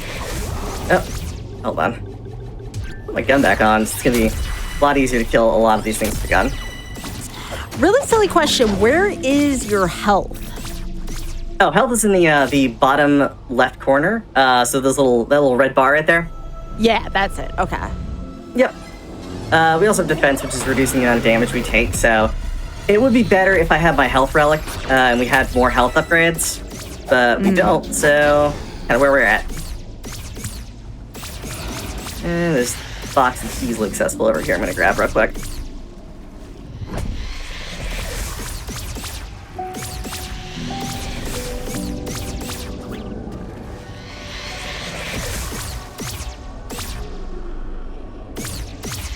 I'm gonna end up looting part of this because it's here and I'm gonna do it. Wish that thing would leave me alone. Clearly doesn't want to, though.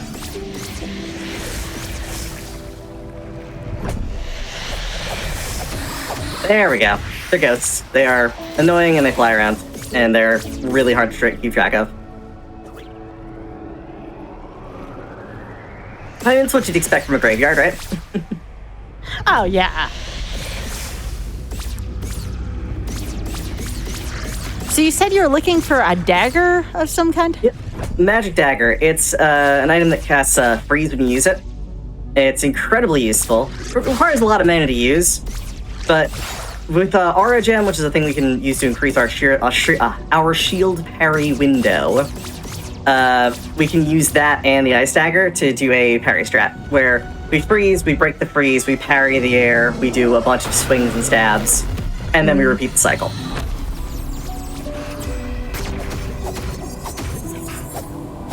It's a little complicated, but it's definitely worth it. And it'll make things easier. And if we found the wand, I'd be able to use the speedrun strat for that as well. But alas, I do not have that. So here's something is here. More from the chat here. After fighting the error once, I basically went never again and went to finish the manual instead. By God, it was tough otherwise. Yeah, the first time I played through, I got the full manual, and that gives you the good ending, which avoids the entire fight. So if you get the manual, you basically just show the air the manual, and they're just like, "Oh, we're cool." And that's the friend ending.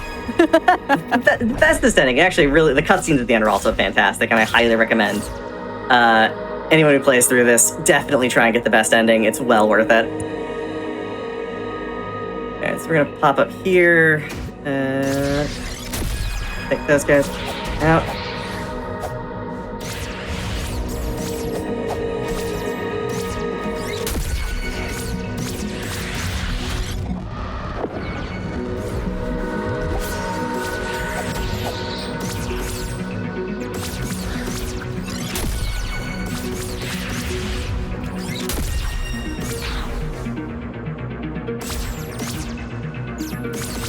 Don't think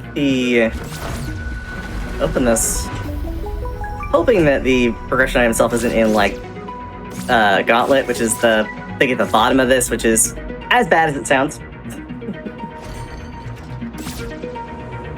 Well, I mean, isn't that always the way? Yeah, that would be a terrible place for one of our important items to be, because it just takes a while to do and it's hard.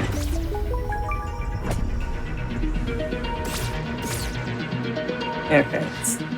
Oh, this is a thing. Another thing from chat. I beat Tunic before they patched in the option to not hand over the manual if you had it completed. I did not know those options they patched in. Yeah. That's awesome. Yeah. You waited till New Game Plus to take on the air. That makes sense, given everything I've seen so far. Yeah, that's what I ended up doing as well. Is I did a New Game Plus and just took it on from there. Mm-hmm. Where am I missing here?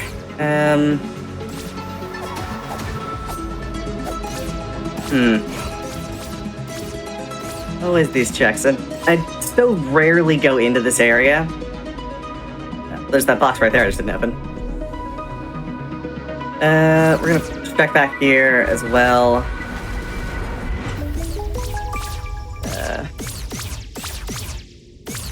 Let's see what color this box is. That's a regular box, so we might actually have to do that.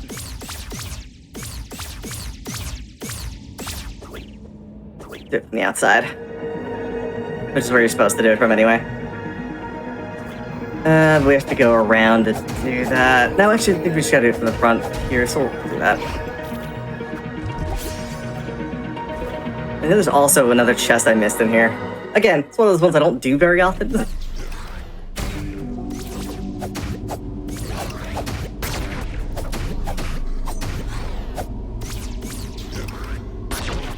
Come on out here. I'm gunslinger.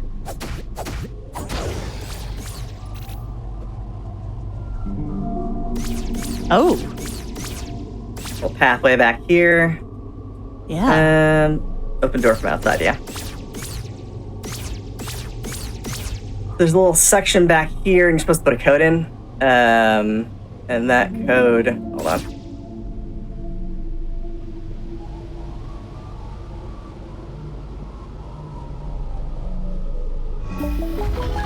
Opens the door over here, and that takes us over to this little area we saw earlier that we couldn't get to. And it was just a manual page. So unfortunately not what we were looking for. I'm gonna go back into Cathedral. I'm gonna go check over all the spots I was in earlier. Just to double check and look for boxes. I know I've missed a couple in there. It's like there's one bird room I missed, and there was overlooking my asthma. We will be able to get back to it without a problem. Let's go back to the bird room.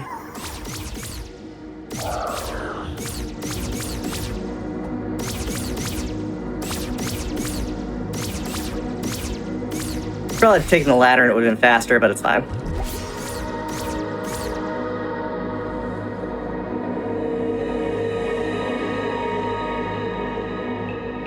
Yeah, so there is a completely... That chest, they're talking about the chest that we just got in that other room. Yeah. It's... The way you do it originally is you have to, like, have a light bridge that takes you across so you can see the door, get the code from there. Then you activate it from the outside, you go through and you get the thing. It's kind of an involved thing. Okay. So, where are my lasers?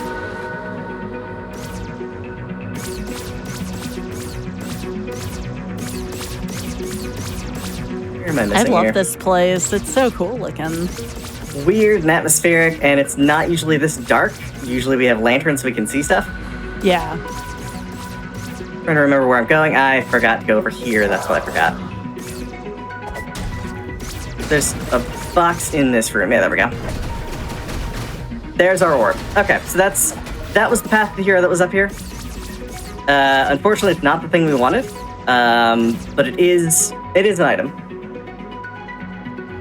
Someone also mentioned I have not used my coins yet, which is a good observation. So we're gonna go find a wishing well and throw in. I've got 10 coins, which means we've got a bunch of checks we can do with that. It should be a total of 3 checks.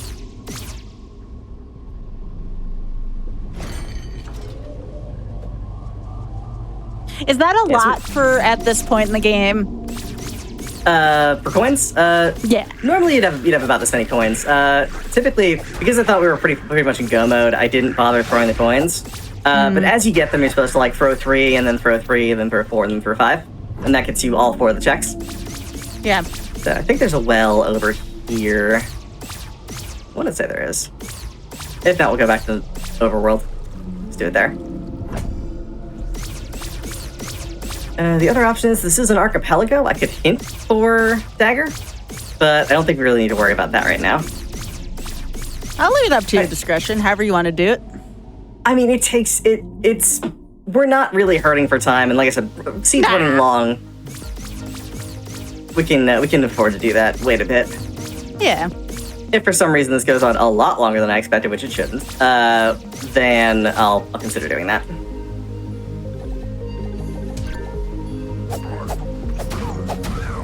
So we get interrupted by that guy, and now he sells coins. This is so adorable.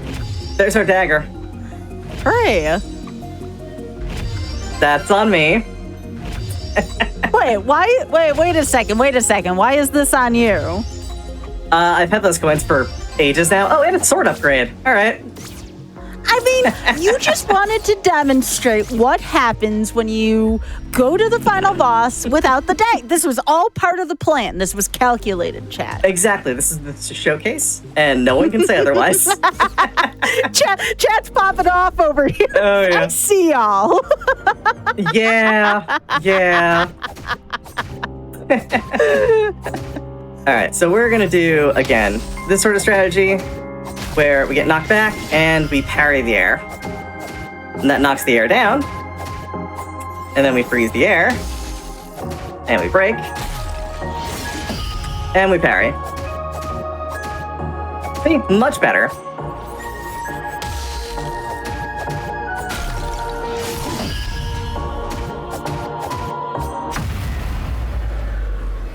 That's why freezing is just so important to this. That was worlds different. Yeah, you weren't kidding.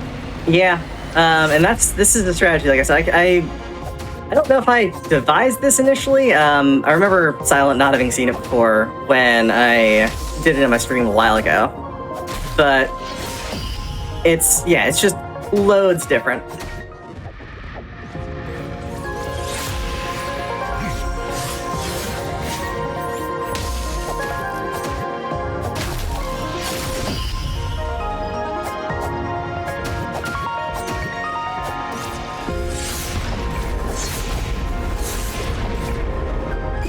Ah, no.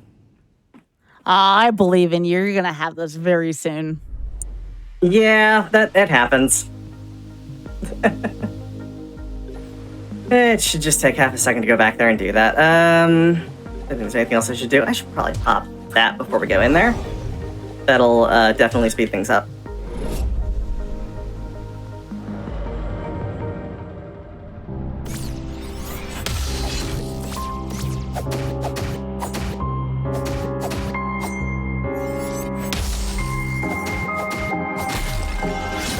Yeah, Aura Gem definitely makes this way easier to do as well, because it really expands the parry window enough that it's just super easy to pull off.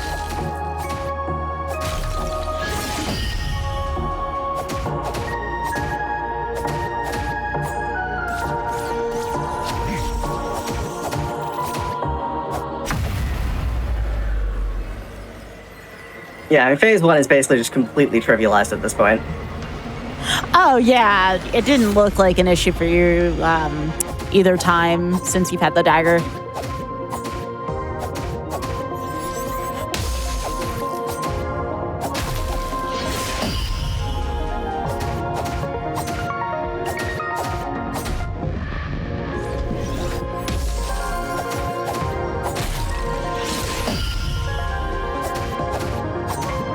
And there we go. That's time. Yo, let's get your GGs in chat for Grey Goo Girl. All right, so that was 156. That's not bad. Not bad at all. Not sure what the actual time was. It is slightly different from RTA because there's a lot of unloaded time that's not counted in that. It's going to be like just under 202, yeah. Not bad. So we were basically about estimate. Yeah, we were basically about estimate, yeah. Awesome. Yep. Wow. So I'm gonna need then to set up the set up the thing. So. Oh, absolutely. Yeah, we're going to be taking wellness break. I want to let you know, like, this is not even close to the ending of our programming tonight. We are going to have an any percent run next. So if you missed the beginning of this Tunic run, you're going to want to see how these start. Randomizers at their start are always very interesting. But before we go to our wellness break and into another Tunic run, I did want to remind you all, if you missed out on any of our shows or events, be sure to check out the VODs on youtube.com/GamesDoneQuick. And also, we have Games Done Quick Express is returning to TwitchCon from September 20th through the 22nd. Use !GDQX in Twitch chat for more info, and let us know what you're hoping to see at the event. Also, as a reminder that your subs, Prime Gaming subs, gift subs, and bits shared on the GDQ Twitch channel help support Games Done Quick Hotfix. If you enjoy watching speedruns, consider subscribing to the channel again. Support our Hotfix content. And with that being said, folks, be sure to stretch, stay hydrated. I'll be right back with Random Number Generation.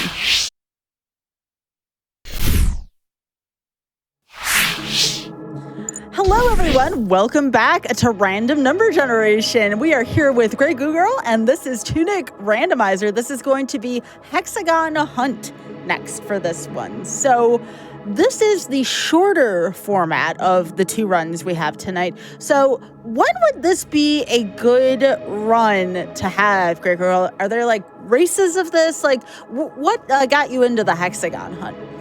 I picked this up mostly because I was doing streams that were like, if I was doing a stream where it was like 3 hours of Jets of Time and I wanted to follow it up with something that was Tunic Rando but wasn't a full seed, that's kind of why I would pick up something like this. I actually did it originally for A Link to the Past with Triforce Hunts as a way of submitting shorter runs.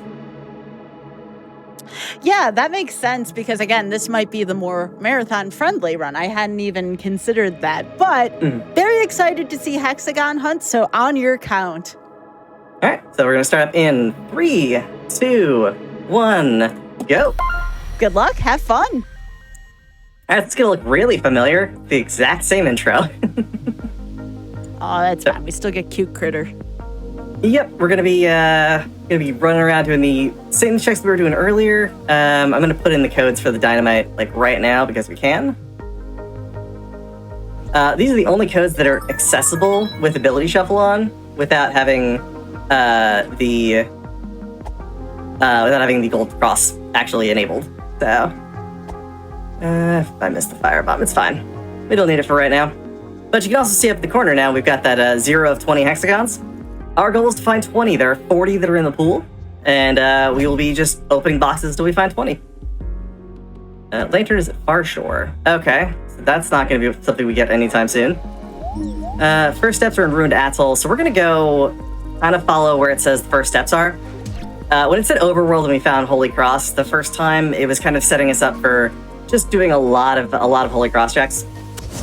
This is giving us like clear direction of you want to go towards Atoll. And we can access that right away. So we're going to do that. I'm going to pop up this way and grab this check up here. And just a little bit of cash. 50 is not bad. So yeah, this is, like I said, much shorter in the way that it's set up, much more casual, a lot easier to kind of approach. And they are actually changing the logic to make it a little slower. It does have a propensity to fill from the front, where it ends up dropping a lot of the hexagons really early on, so it makes it kind of a short seed. But there's a rework in the logic to kind of prevent that a little bit. All right, let's check what's in the shop. So is this like, I meant to ask you this at the beginning of the last seed. Is this like any other randomizer where there's like random stuff at the shop for random prices? Everything's randomized at the shop for these like items. So this, and that are all random. Maybe I think that's 5, not 6. There's 5 items that are random. Like this thing wouldn't be here. And you can see their prices are all set to higher values. Like oh, yes, these are reduced for so the fairies and all of that are gonna be 300. Anything that's like progression is 300. So a handful of different items you can get that way. They're basically uniform price, so they're always going to be a certain price, and it's usually 300. All right, so we don't need louder echo. We know we don't need to go over there. That's just a fairy. Oh, I should also mention this game has a thing called chest reflects contents, in that we can tell what's in a chest by the type of chest it is. And we're gonna wait until this goes back into its little hidey hole. Cool. And we're gonna take that money and immediately go back and buy some firecrackers. Because we need them. Yeah, so you can see like the chests that have the fairies in them are solid gold. The chests that have the treasures in them are this like crystalline kind of hue. All the keys have chests that reflect the color of key they are, and the laurels have it's like a blue chest, but it's iridescent, kind of glowing. So you can get it from a distance. You can tell what certain things are, which is kind of nice. Firecrackers. Giving a little fox explosives. Always fun.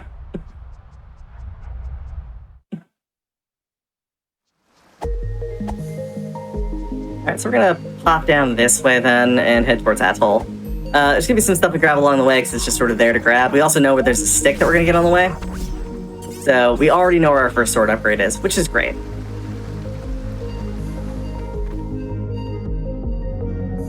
So by this point, it's like you've had your warm-up now, and this is going to go by pretty quick, I would imagine. So I'm trying to make sure I keep an eye on the screen, because before I know it, you're going to be very much through the seed with all the practice you had in the last one. Oh, absolutely. The only thing that could even be a little confusing is the fact that running back-to-back seeds, sometimes you forget you've checked things, or you check things that you've already looked at.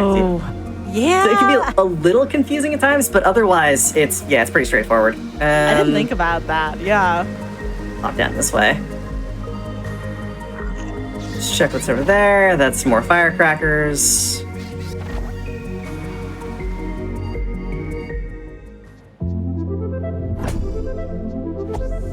More money. We still haven't found a hexagon yet. That's a little disconcerting. Oh, there's one. There we go.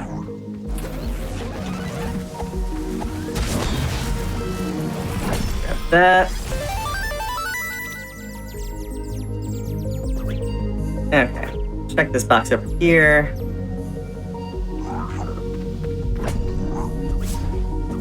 Hourglass. I never really showed off what Hourglass does. Hourglass just slows everything down. Which, I mean, on its face looks useful, but it doesn't really let you act faster, so it's not really a huge benefit other than, like, giving you more reaction time. Ow. That was mean. Ah, our poor fox friend. Yeah, it's deeply unfortunate. Oh, we got a bomb. Let's open this up here. So what's next for you after Fatal in terms of content? What are you thinking? I'm gonna focus probably more on doing. I'm doing a lot of the PK Scramble right now because it is kind of my big focus. There is actually an Archipelago release of Earthbound. It's not PK Scramble, but it's sort of like it. So I might start focusing on doing some of that, more synchronous multi-world, that kind of stuff. Multi-worlds are always fun. Yeah, and what do you typically play during multi-world? Because there's so many things to choose from, yeah? It typically varies. I'll do Tunic. I'll do, again, the new Earthbound one's been a lot of fun. I like to do Pokemon Emerald. That's actually what I want to get better at as well. Is do the Pokemon Emerald randomizer through Archipelago. Just because it's the only item random I can find from that generation, and it's really good. Yeah, the GBA generation of Pokemon games are my favorite. And it's kind of like nice to have that sort of, have it around. Alright, so that's, there. Let's do the maze while we're here. Or at least just see what it is. If it's a fairy, we're gonna ghost it. Ooh, and a hint. What you got? Top of mountain is some money. Not doing that. We don't need to see Golden Path twice in one night. No. Especially now knowing the context, yes. Yeah. I still don't know how you remember to do this. I take forever in rooms like this. Case in point, there's some rooms in some of the Pokemon games where you don't have a clear path, and sometimes even though I know where I'm going, I still somehow manage to get lost. No, it's all rote repetition for me. It's all just doing it so many times. When I fall in love with a randomizer, I tend to run it just constantly for days on end. So when I've got free time, I'll run a seed. And like one of the big draws for this too, when I was learning it, is it's compatible with Steam Deck. So I was able to set it up on my Steam Deck and just sort of sit on the couch and play them without having to have like the laptop or like all the controllers and stuff. It was kind of nice. Like being able to set that kind of thing up on a portable thing as well, because there are a lot of randomizers that require external tools or websites. Aren't the easiest thing to do on a handheld like that.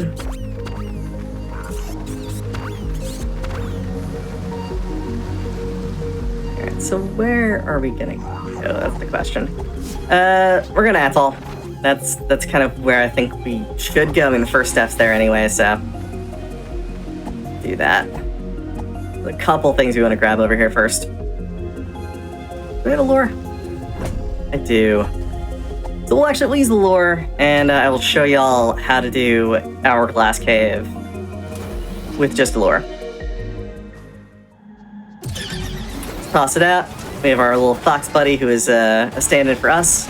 Run over like that, distract those turrets, open that box, and head right back out. So I'm trying to learn here. That golden coin you just picked up, is that what you put in the well and then get a random item for? Yes. So you put in 3 coins into the well, and it'll give you a check. Then it's 3 more coins for another check. After that, it's 4, and then the last one is 5. So there's 15 coins total and 4 checks. Gotcha. So when you did that last seed, did you forget about the well and it was just one of those like, oh, hey, these are checks? I intentionally ghosted the well because it's usually not anything important, and I just didn't think about it after I didn't do it for so long. I'm like, it's fine. So that was a meme check then. Yeah, that was me not doing due diligence. Oh, hey, our dagger. Look at that. Oh, yo, let's go. But no, that's funny now to think about that, because I saw Chap hopping off and I thought it was funny. It's just like, oh, yeah, it was in the well. This is a meme check. Okay. Yeah, I had 3 coins for most of the run and just didn't toss it in there. So it was one of those things where I could have gotten it, but yeah. So it was definitely on me for not checking that sooner. Attack relic. Don't need to worry about attack relic. We're not fighting the air.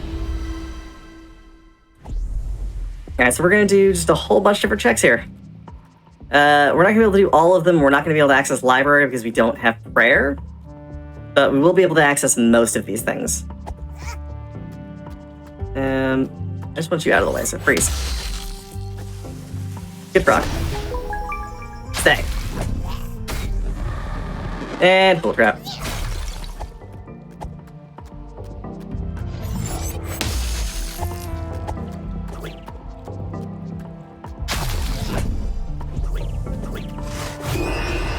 Okay, we kind of knew that was going to happen. Not a big deal. Yeah, it was kind of hard to see where you were going there. Oh yeah, there's a lot of shortcuts that are hidden behind terrain. Intentionally so, just to kind of like make it harder to see things. So you find the shortcut on the way back, and then you kind of know it's there. A lot of this game is incredibly open from the start, just because there are a lot of shortcuts that people don't think to check, or just don't know are there. That's a lot of like figuring stuff out on the fly.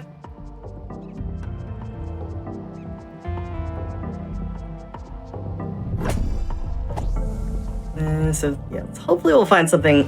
Actually, that dagger might have been our first steps item. Thinking about it.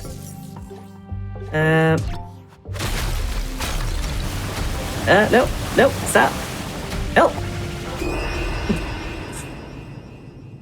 Those things are these are not friends. These are not friends right here. No, the little ones are friends because they don't really know how to do the spin thingy, but once they learn how to do that, they become enemies. There's friend-shaped and not friend-shaped. These crabs are completely defenseless until there's about 7 or 8 of them, and then they will just absolutely eat your lunch. Oh, goodness. Oh, there's the bird again. I never trusted these birds, ever. Yeah, we're just gonna ignore this bird. I wish I could do that in my games. Try to avoid him. Open some boxes. It'll be fine. Ignore this bird. Yeah, I wish. And I'm just gonna dodge out of the way. We're gonna grab this ladder over here we didn't bother putting up last time, so we can bypass the bird.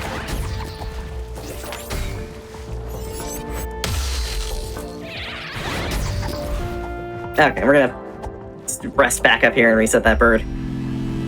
Again, our lack of like a reliable damage source right now is really the biggest problem. But it should be fixed once we get some actual damage. And a sword, gun, wand, all of that'll solve some of these problems. And stick is useful for just like little stuff like this, but any kind of like actual enemies, it takes way too many hits. You had gotten the gun early in the last seed, and I felt like that made a big difference. Oh yeah, gun was huge. It was instrumental in us doing as well as we did. Oop. Now let's just fairy check. We can do frog domain, but I'm not gonna do it right now. Just because frog domain is kind of a pain, and I don't feel like doing it.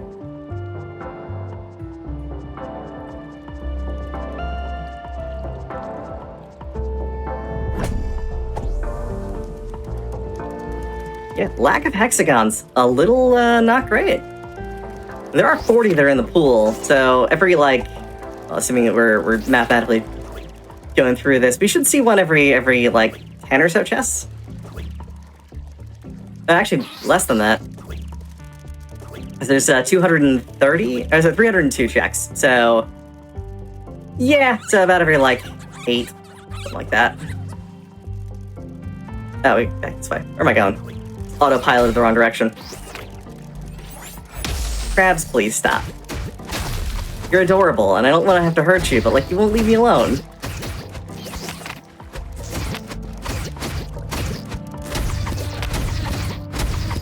There we go.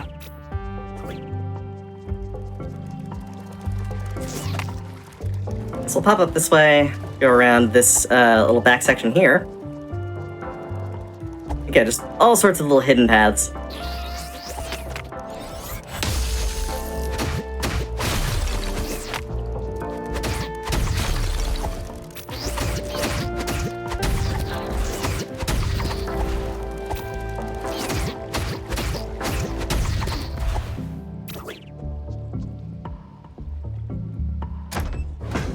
I mean, normally when we're talking about like doing Triforce hunts for Link to the Past, I tell people to yell Dorito in chat, but we don't really have an equivalent right now for the hexagon hunts.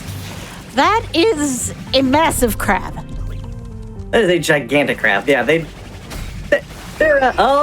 yep, there we go. But it's not the crab that gets you. Nope, it's the spinny bloods. No. All right, let me spot back over. I just realized my tracker's not running. Ah. Oh, that's a classic randomizer thing to happen. It should connect momentarily. Yeah, there it goes. Sorry about that, y'all. Forgot to reset it after the last time. We do have free coins, so we should probably use those coins.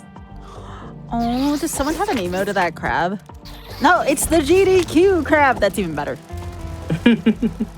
Y'all, don't forget, Flame Fatale is coming up next week, where both myself and Grey Goo Girl will be doing 2 of the runs out of that. So be sure, if you want those really cute GDQ emotes, including the crab and including one of my favorites, Faith, be sure to drop a sub to the channel. It helps out Hotfix. Yep, keeps the shows running. It's always good. Mm-hmm. Oh, yeah. Again, like, this is a common theme I'm seeing where it's so easy to die where you cannot see the character. Oh, yeah, there's just so many enemies. I'm also, like, running past stuff because it's kind of the only way to really do some of these. Oh, yeah, you only have a stick right now. Yeah, but this is a deep contrast to the last run where we had all sorts of stuff, and now we're just like, nope, we got nothing.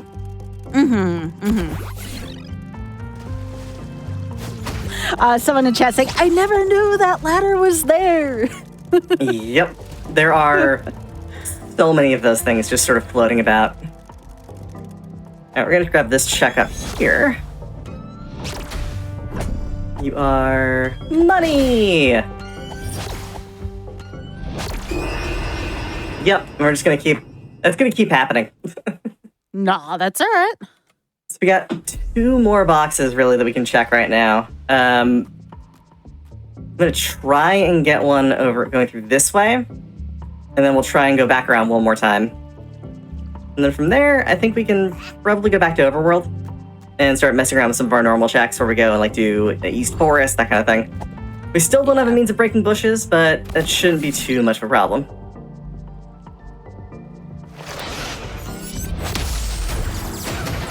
This seems like a pretty tough place to go early to, where you currently are, between the crabs and the octopi. Oh, yeah.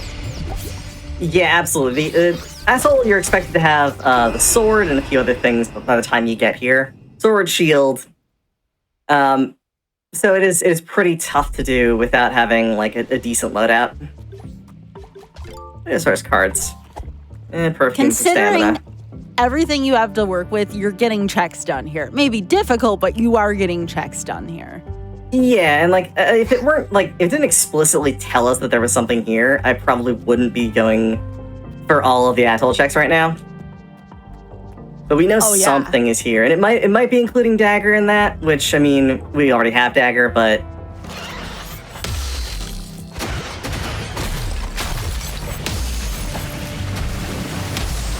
The flying hand tax. Yeah, those seem like a thing. Dang, what a rude area. so rude. So rude. Such rudeness.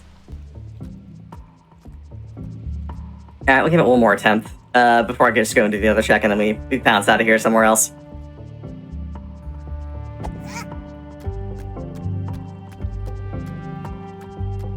Which we can absolutely do. Run, little There are fox. a lot of checks.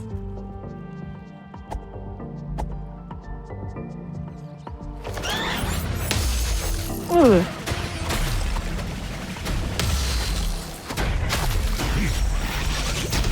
There we go. Oh, That's what I was trying to do. that's pretty impressive. Being able to freeze them and get them like to explode on each other is just one of the easiest ways to deal with those. I hope this works out for you. Well, it got us a potion. And it got us cornered by crabs. No problem for you. Oh. Pop. Those things are adorable, and I hate having to fight them. I know. That's a lot of this game, though, you know? They're my favorite. They're just little guys. They're just little guys. They're just little guys. It's their birthday. All right. Well, we're gonna just take the intentional. Oh wait, we got the door open. Wait, Holy crap. what? Oh, come on. Didn't think we were gonna get the door. Wait, does the door stay open? Yeah, door stays open. No way. Okay. So we okay, opened the shortcut. No wonder why you weren't feeling the same way I was. I was disappointed for you, going like, oh my gosh, that's such a... Oh, it stays open. Yeah, any shortcut you open will stay open between lives, so this is just kind of one of the easier ones to get. we're gonna go around here. We're gonna go past that giant crab. We're gonna climb up a ladder and grab one more chest. Oh, is it and that one? No, those two are inaccessible right now because we don't have Laurel or the key. Or the key. Yeah, that's the one where you tried to get him with Laurel and you're like, wait, I have the key. Yeah, Oh I could have done zoomies to get in, but nah. Big crab. Big crab. That crab is chasing you. That crab definitely wants to catch up. It wants to be friends.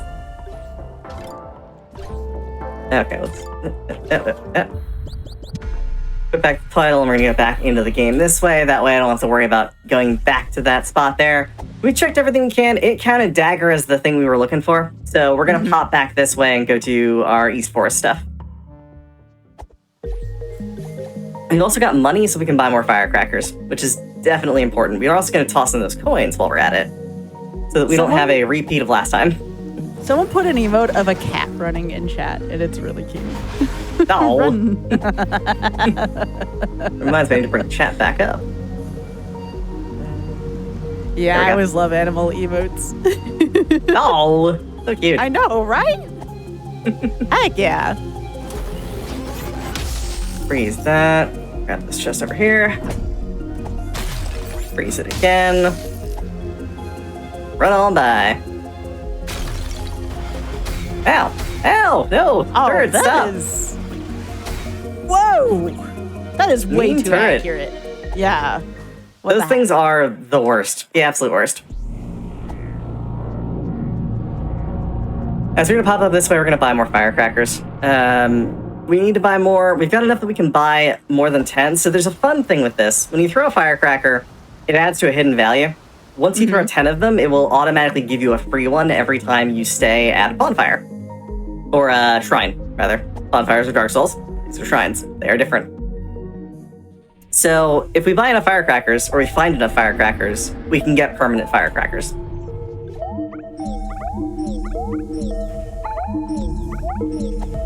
So we're gonna do that. We're gonna buy 15, and now we've got all the firecrackers we could ever need.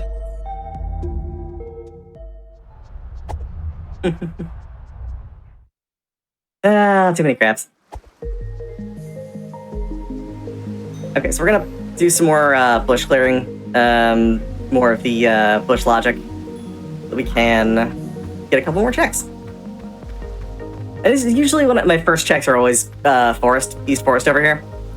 But since we got, you know, a hint saying that we should go somewhere else first, that's why we went to Atoll first.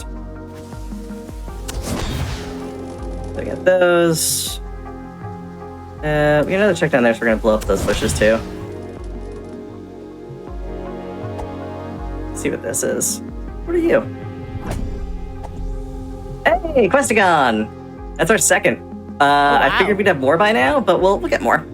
They'll start coming quicker. Oh yeah, as with any randomizer amount of checks, the more you go through, more kind of snowballs in a good way. Oh, absolutely.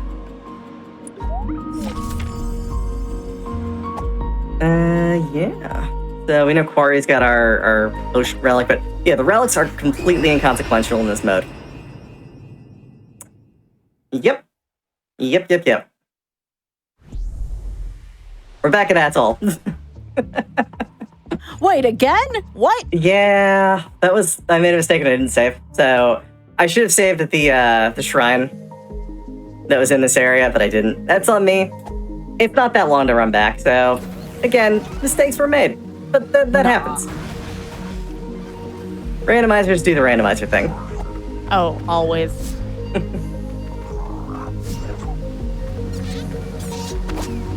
Again, for folks tuning in, and we want to thank you for being here. This is Random Number Generation. We are here every other Wednesday, and this is a show about randomizers. This is the first time we've ever had Tunic randomizer here, and we have Grey Goo Girl featuring it. And I'm really happy you've been running this tonight because I have learned so much about this game.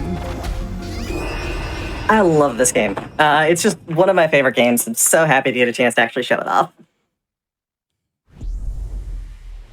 That was yeah. So we're gonna pop back over there. I'm gonna actually get to the shrine this time. I'm being a little careless. I need to start like actually kind of dialing things in.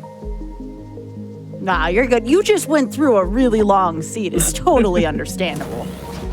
Yeah, it's a little sloppy. Being a little sloppy, I am also a little under the weather too, so that never helps. You're doing great. There we go. This is what I was trying to do. I was trying to blow a hole in that wall so we can get a chest that was behind there, while running up here and leaving out this direction. So that was a little shortcut we opened up. You just take the firecracker, will you? Gonna throw some coins in.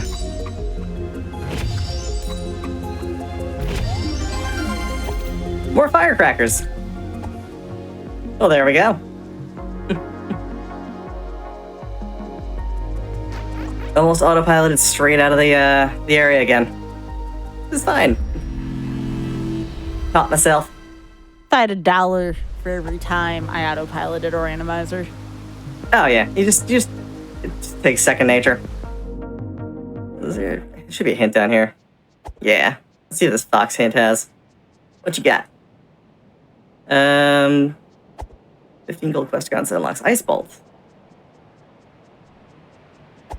Yeah, so as we collect questicons, once we get a certain number of them, they unlock abilities.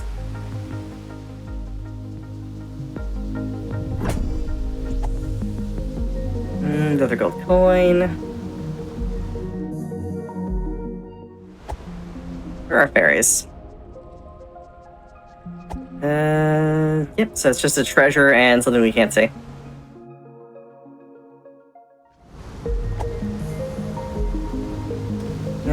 It's an effigy. You are... Deathstone. Deathstone's great. Deathstone will save us some time and effort. Now we can teleport directly back to the last spot we saved at. We can also use the torch that we got with that to take us back to Overworld. So that's a nice little quick warping thing within Eidolon Prayer to kind of use the fast travel network.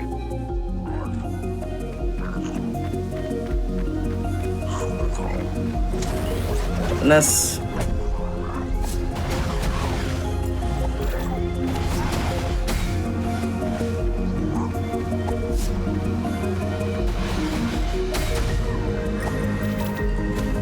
Okay, cool. We're far enough away that it's not going to shoot us anymore. Which lets us get over here and open Undersided Well. And open this shortcut as well. There we go. And now let's do East Forest. Oh no, this is where all the scary things are in the forest. All the spiders, yep. No! I am glad, though, for anyone wanting to know, in the randomizer, there is a arachnophobia mode, which I think is great. Yes, I can actually turn that on if you want to see what it looks like. Sure, why not? Yeah. I like seeing features. Options, I think it's under randomizer settings, other, arachnophobia mode. There we go. Cool. I can't wait to see what this looks like now. Yep, it's kind of funny, a little silly. I like funny.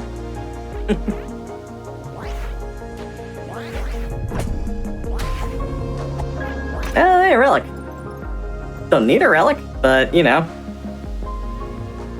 We found it. I mean, it wasn't a fool thing, so that's always good. There we go. Put that over there. Hey, our orb. Let's take an orb. Can you get orbs in chat? We're waiting. Waiting for someone to, like, claim the orb reward. Not that I expect it, but I mean, you know. I totally agree. Someone said reasons I could never speedrun Twilight Princess. Couldn't stop to kill the Skulltulas. Yeah. Too realistic in that game. Mm. No, thank you.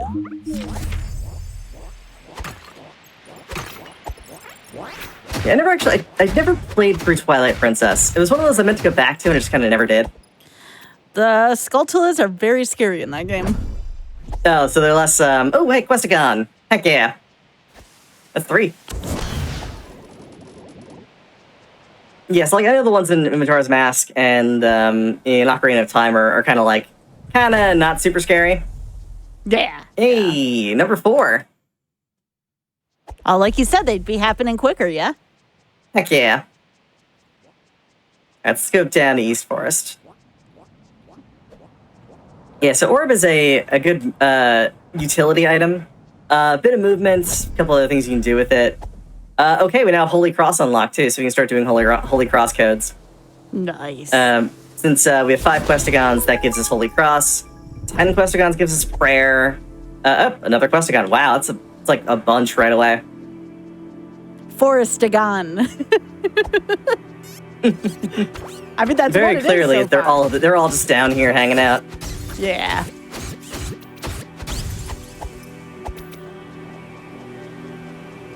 Yeah, so we got, there are 40 in the pool too, so there's a lot that we can pull from. I am taking this music in. I love it. This reminds me of the music from Chrono Trigger, specifically Guardian Forest. Mm-hmm. It's got a kind of like nice, relaxed feel to it. Yeah.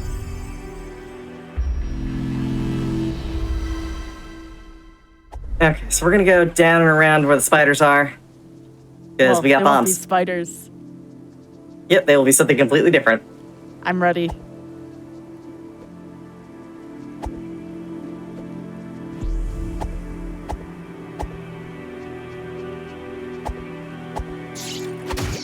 It's just a sign that says spider.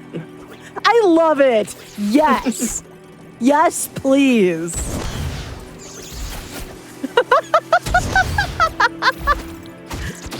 They're way less scary. Definitely way less scary. Oh, I think they're wonderful. There we go. I believe it says spider. Silent can correct me if I'm wrong about that.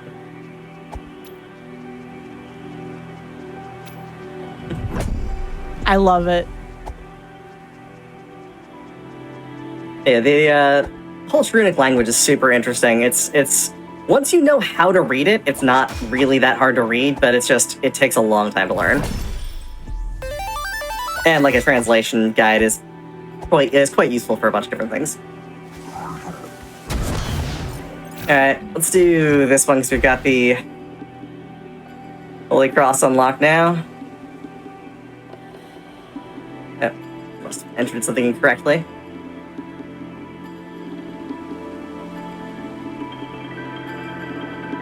Now that's what I did. Hold on. I know what I did.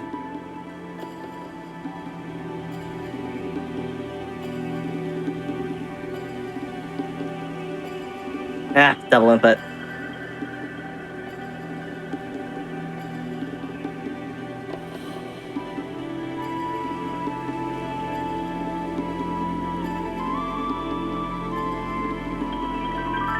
There it is.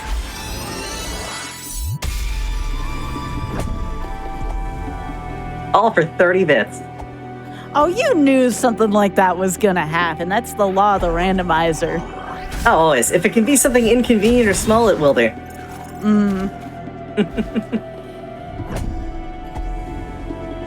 Alright, so we got some cash out of this. This wasn't a complete loss. But it wasn't anything to write home about, unfortunately. There are only a couple that we really can't get right now while we're down here. Hey, another quest down. Hey, that was worth it. Heck yeah. Absolutely worth it. Yeah, once we get 10, we can do prayer. That's going to open up a couple other things as well.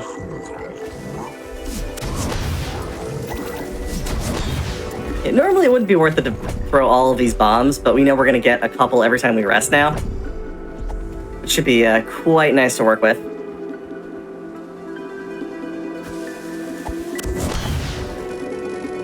Water levels from DKC? Yeah, a little bit. I can see that. Someone mentioning the music sounds like the water levels from... Oh, it's Dallas. That is a big compliment to the composer of this game, comparing how good their music is to David Wise's music. Like, big compliment. David Wise is a really good composer.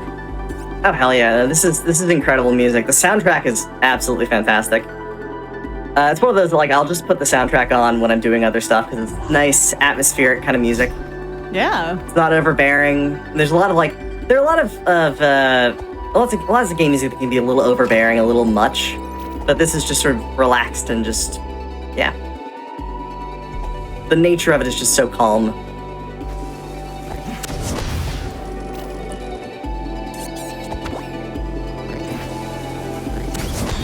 And now we're just gonna use all the bombs. Ah! Okay, I'm gonna have to kill this guy with the stick because I wasted a bomb there and I don't want to waste another.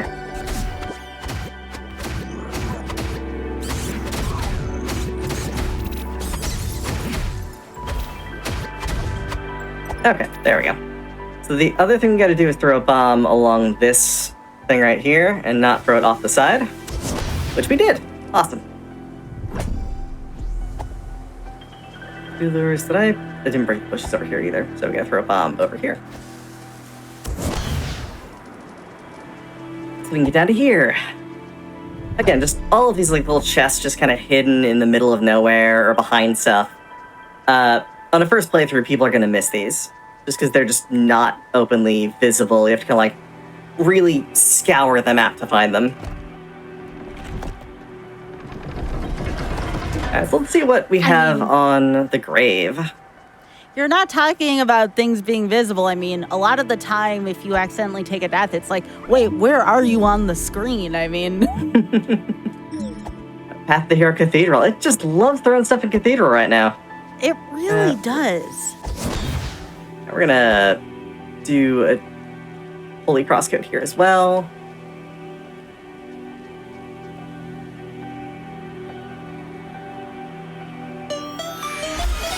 We do have to throw that bomb. Oh, we didn't actually throw the bomb, it's fine. Okay, so Flask Shard, not really that useful. But we're pretty much good on checks in the forest. There's only a couple more to do in here. And they're all on the way out, so we're gonna grab a rest real quick.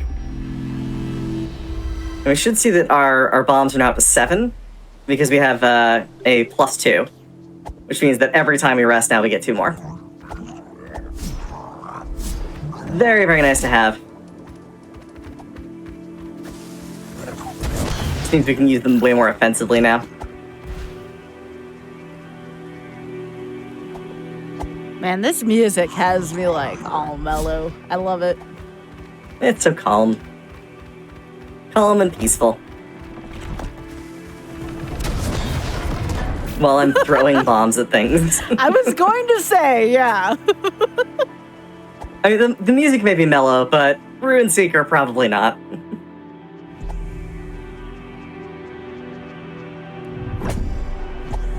Scavenger mask. Question. Can you get the plus for the other consumables? You can get the plus for... I know you can get them for the bombs. I don't think you can get them for the other consumables, like the peppers or ivy, that kind of thing. I might be wrong about that. I really haven't used enough of the other consumables to know, but I believe it's just the bombs. By the way, folks, welcome, Raiders. Welcome to Random Number Generation here on GDQ Hotfix. I have Grey Goo Girl here, and this is Tunic Randomizer. This is my first time seeing Tunic. This game is absolutely wild, so we got this pretty mellow music going on, and Run is very, very comfy in general, so we're happy to have you all here. Thanks for thinking of us. Okay, so Saipia just threw out the answer to that, by the way. 8 ice bombs, 20 fire bombs. Will get you +1s for those, but nothing else has +1s. And I trust Saipia to know more about this than I do.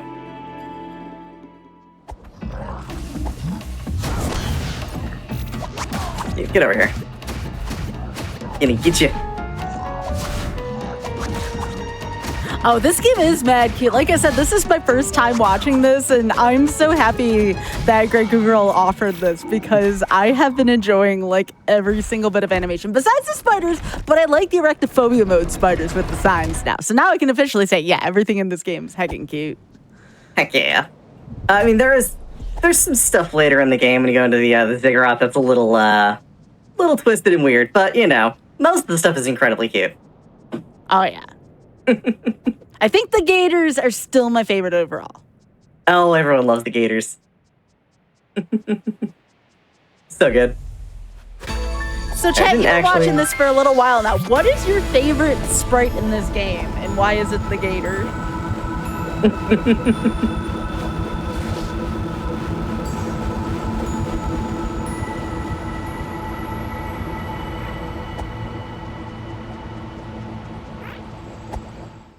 I know for myself, my favorite sprite has to be the. Actually, no, I was going to say something. I completely lost my train of thought. Cutest sprite? I think it might.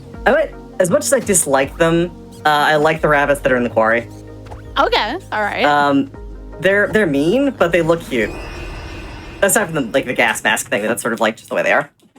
The fox is great. I mean, I think we all like the fox to an extent. How could you not love this cute fox? Okay, we're gonna just use our lovely torch here and go back to Overworld. That was Not gonna run all the way another back out. instance. That was another instance, though, of how did you die? I could not see you. Heck. Skill? No. No, I mean, kind of, sort of, right? I mean, I wouldn't even know how to get into those crevices. Oh yeah, there's just so many of these little paths. They're everywhere. And they're gonna knock those back. Freeze these guys. And now we've got, again, a bunch of codes to input. Unlock stuff.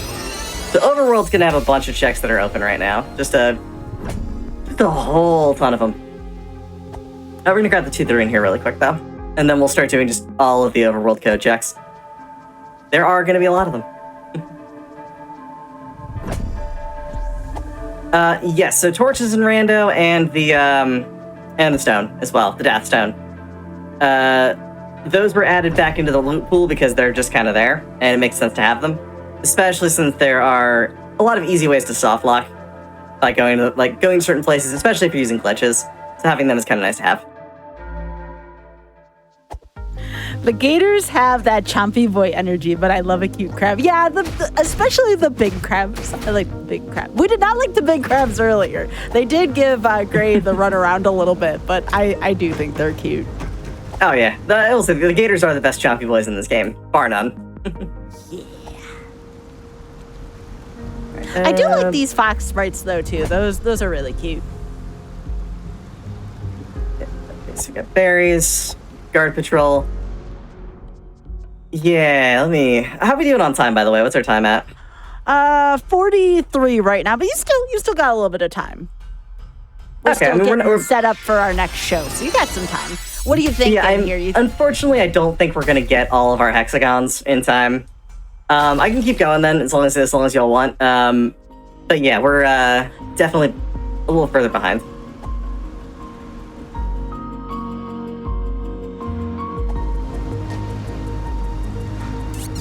Yeah, I think that this might be a good spot then to put a bookmark in. We did finish the long run, so we're going to see this as more of like a demo of what a shorter category might look like. So, Grey Goo Girl, do you have some shout outs for us? You know, people you want to say thank you to, or about your community, or about your stream, please. I want to thank you from the bottom of my heart for being here, especially right before Fatal Week. It was wonderful to have you here.